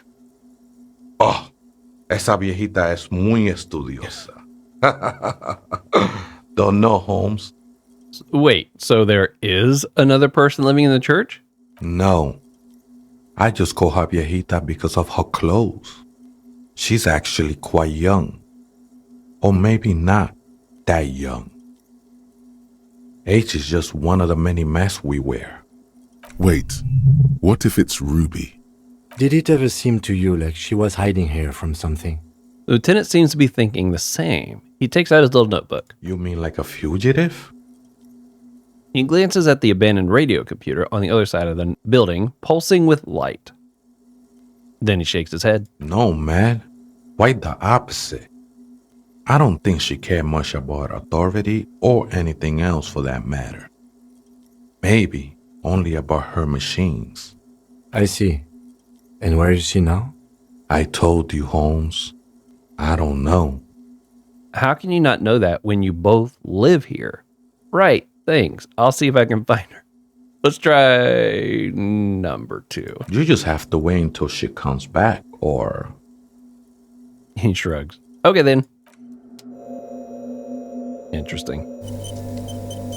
Okay, well, let's keep clicking our stuff in here. But yeah, it's like cracked pane of glass. So like he had things we could ask about this person, but then he didn't actually give us any information.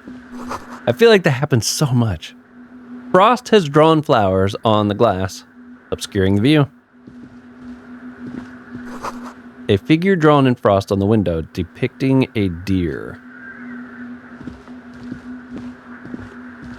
I'm running. I don't care if his mother's silence. He wants music. A spider has spun its web around this wood-carved pillar. Looks like we got shoes and maybe some money over here.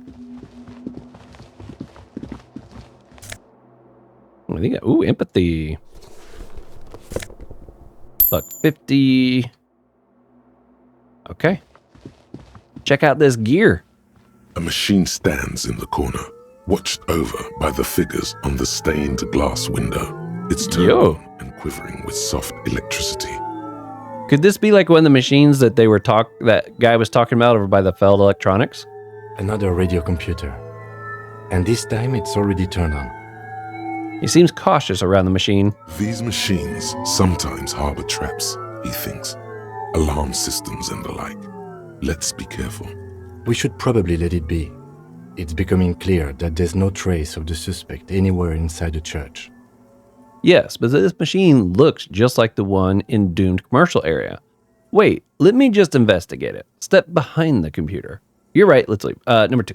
You see fluorescent play and print buttons on the keyboard. A hatch connected to the central compartment is wide open. The lieutenant says nothing. You see the machine's glowing frame reflected back from his diamond-shaped glasses. You're free to proceed. Look inside. Behind the hatch sits a cube-like crisscross of filaments, smoldering in the dark like fireflies. Silver tape on the side says, in black marker, log, February to March. Another filament memory. Press play to talk with the repeater. Play. The speaker comes to life. Static seeps through the machine's planar magnetic driver. An old lady greets you. Oh, again? The voice sounds 100 years old.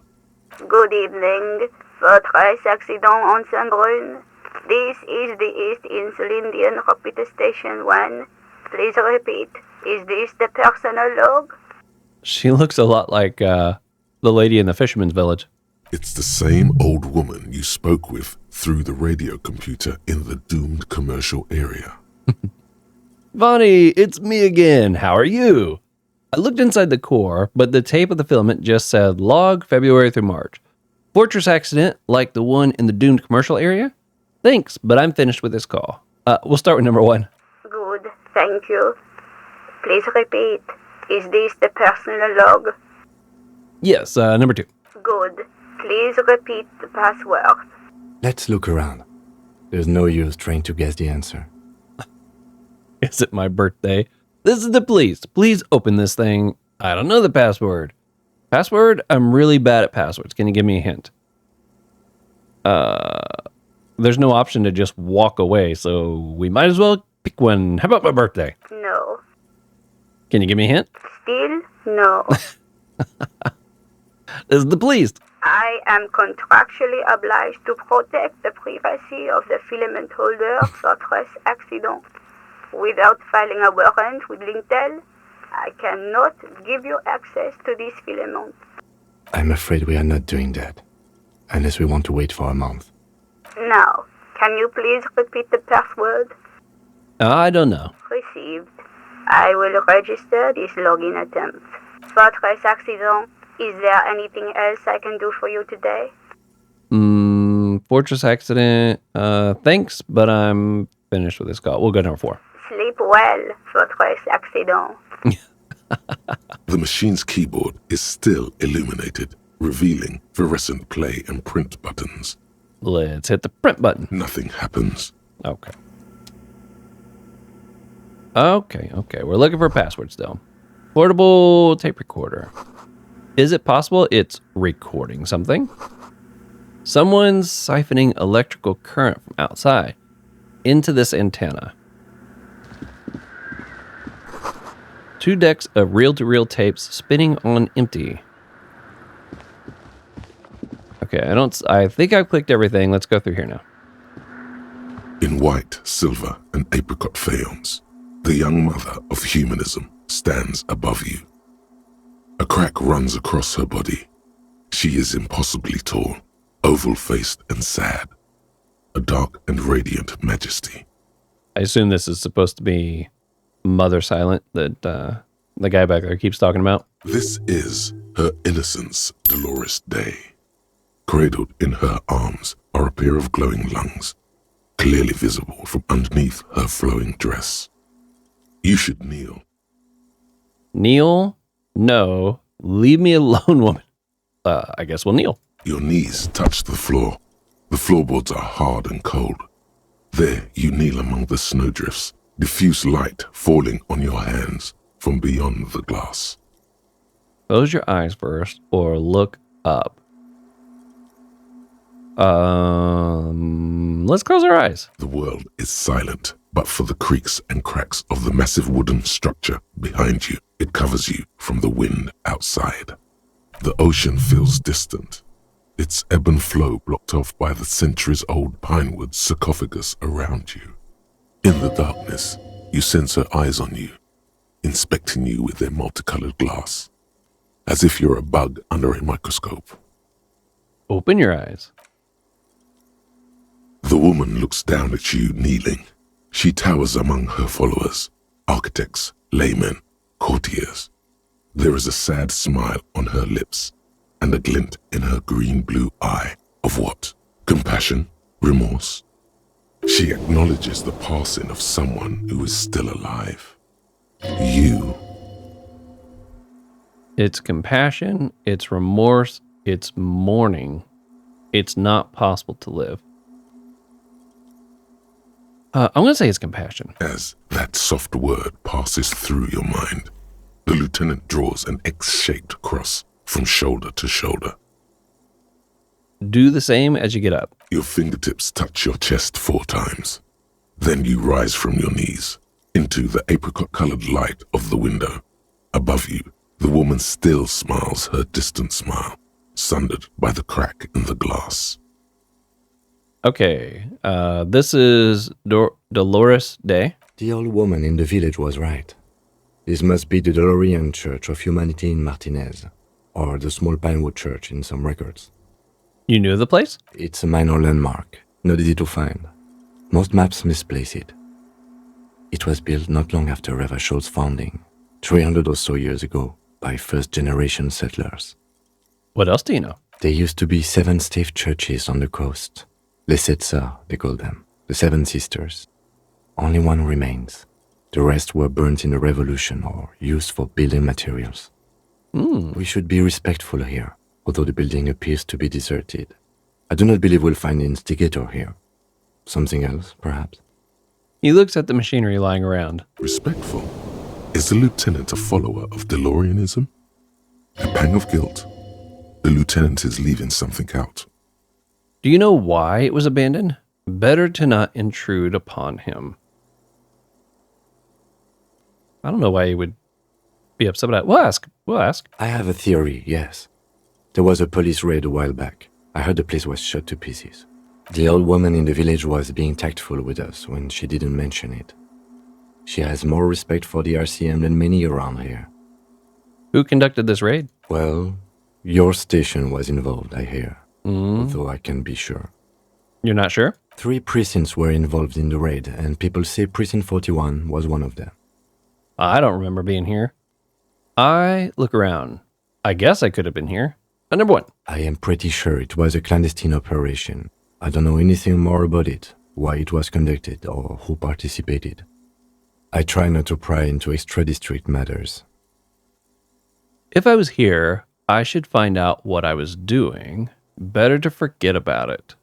I mean, if it's from a long time ago, I mean, I guess it couldn't have been too long ago if we were possibly here. Okay, I'll pick number 3. I'm assuming it's going to pick up a quest. Good luck. You will not get information on a confidential operation from your station secretary just by calling. If you really don't remember, it might be better to keep this one forgotten. It happened a while ago. It's unimportant to our business in Martinez now. Kim, are you a follower of DeLoreanism? Yes, we all are.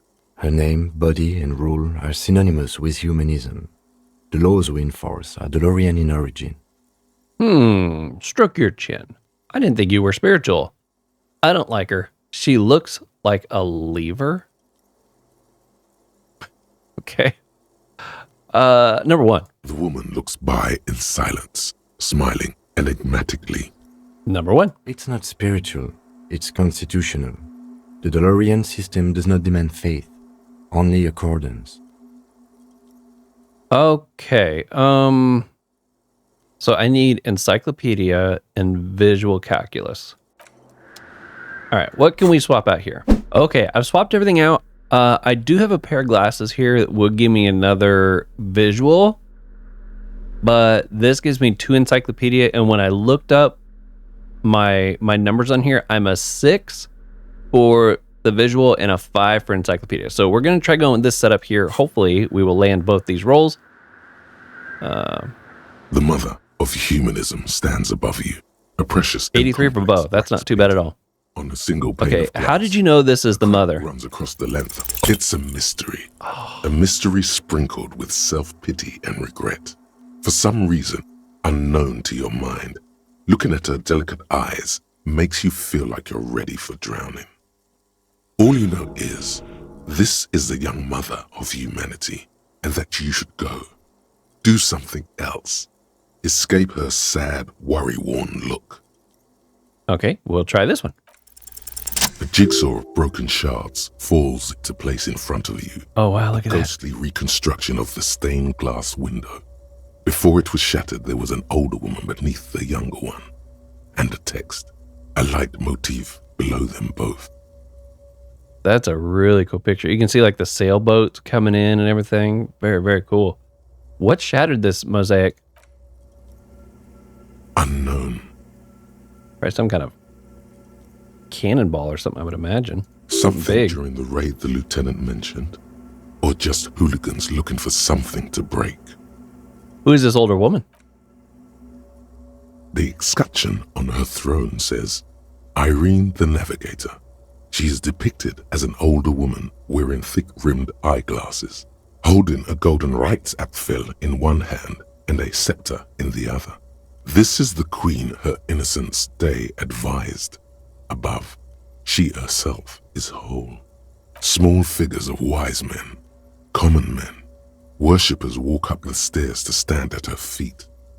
Secret servicemen, 30 years, stand in a row guarding her. It must have taken years to produce this work in all its dizzying detail. The motto, what does it say? Below both women, in luminous black letters, Après la vie, mort. Après la mort, la vie de nouveau. And then, along the left side, Après le monde, la gré. Après le gré, le monde de nouveau. After life, death. After death, life again. After the world, the pale. After the pale, the world again. This is the great leitmotif of humanism, a summary of the effect of the discovery of this isola, the Insulindian, on human thinking, a tremendous sea change akin to finding life after death. Lieutenant, this used to say after life, death, after... Death, life again. After the world, the pale. After the pale, the world again. This exaltation is common in Dolorian sacralism. In the early years, it was even incorporated as the RCM slogan. No more, however. Why? It was deemed subservient to use a strongly moral intern-related motto. We already suspected of bootlicking. The sentence was also seen as too feminine. It was a macho thing. What is the RCM motto now? Justice, union, prudence, and force. Cool. Not very feminine. I like the other one better. I like this. Puts the fear of God back in us.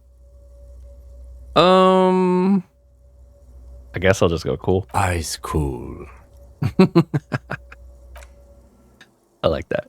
The mother of humanism. Okay, so I need encyclopedia. I think I have a point that I have not used. Except. The mother say 92% stands above you. Despite the damage you've done to yourself, the title appears lodged in your hippocampus. This is her innocence, Dolores Day. The innocence of humanism, internationalism, and the welfare state. Perhaps the most famous human being ever to have lived.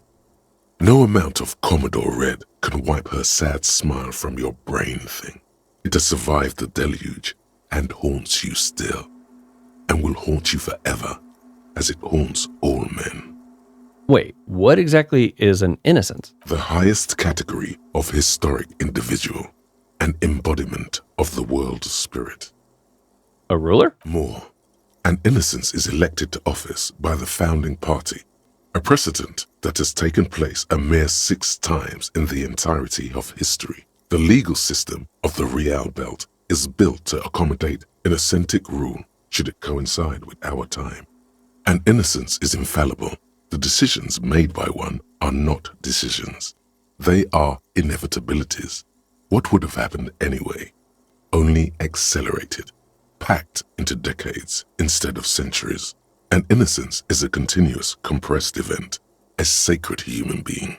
It is an honor and a glory to live when one is in office. Is one in office now? No, we are alone.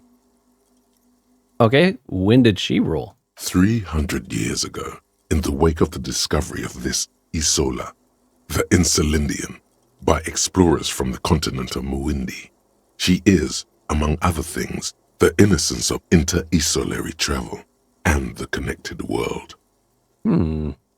What else do I know about her? Many things. You know she was a woman of the court, the wife of an influential Marchese, and eventually the principal advisor to Irene La Navigateur, Queen of Suresnes, modern-day Sir La Clé.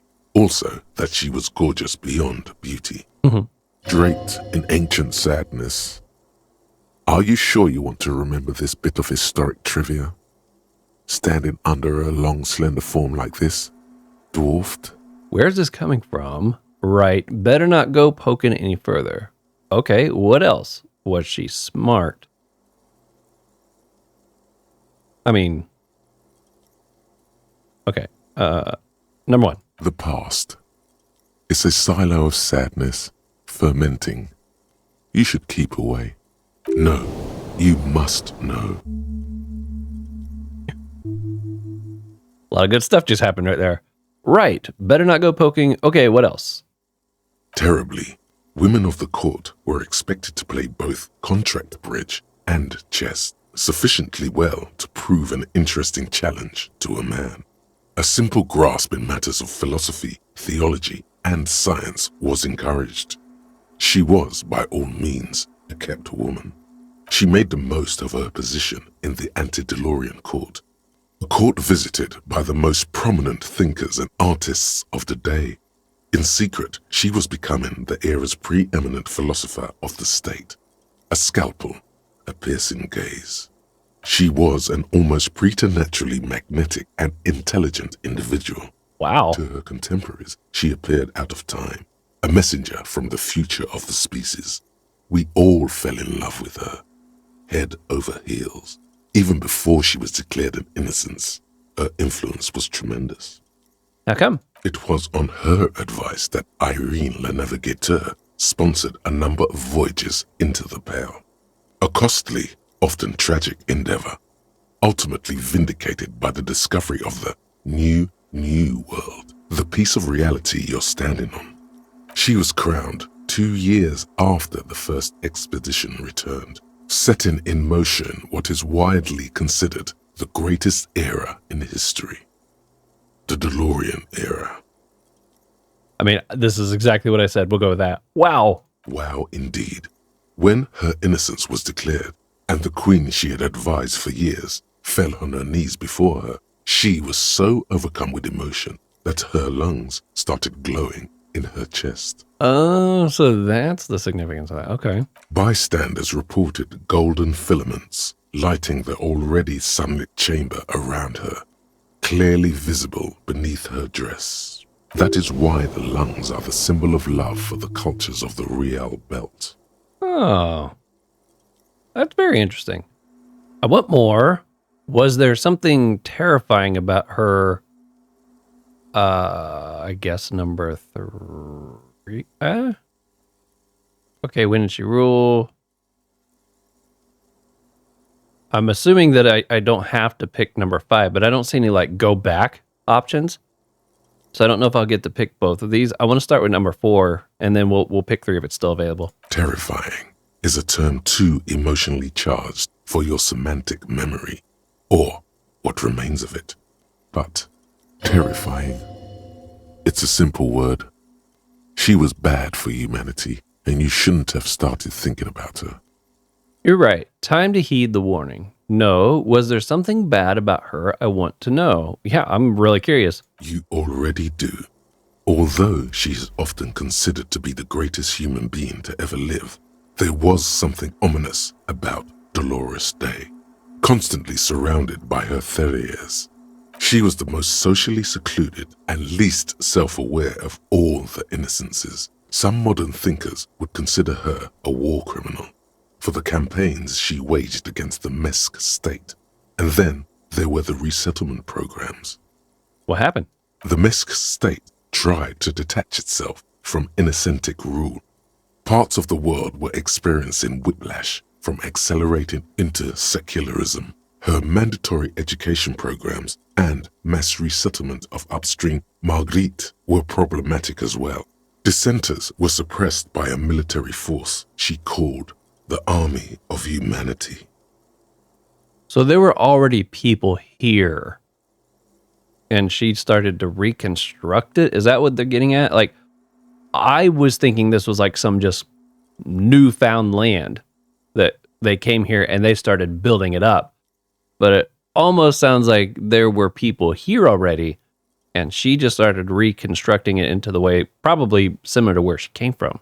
She adored chess, yes, but also military war games. Dolores Day often holds a tiny tin soldier between her index finger and thumb in icons such as this. She was also blonde, the blondest woman you have ever seen, with green eyes the color of the Pacific, mare interregnum. Little is known of her Marchese husband. It's as if he vanished from history after completing his role, which was to introduce Dolores Day to court. In conclusion, yes, there is something lonely, paranoid, and even terrifying that people seldom mention, but feel when they think of her. This subtle terror is part of her iconography. Lieutenant Yefrater, you've stood there for over 5 minutes.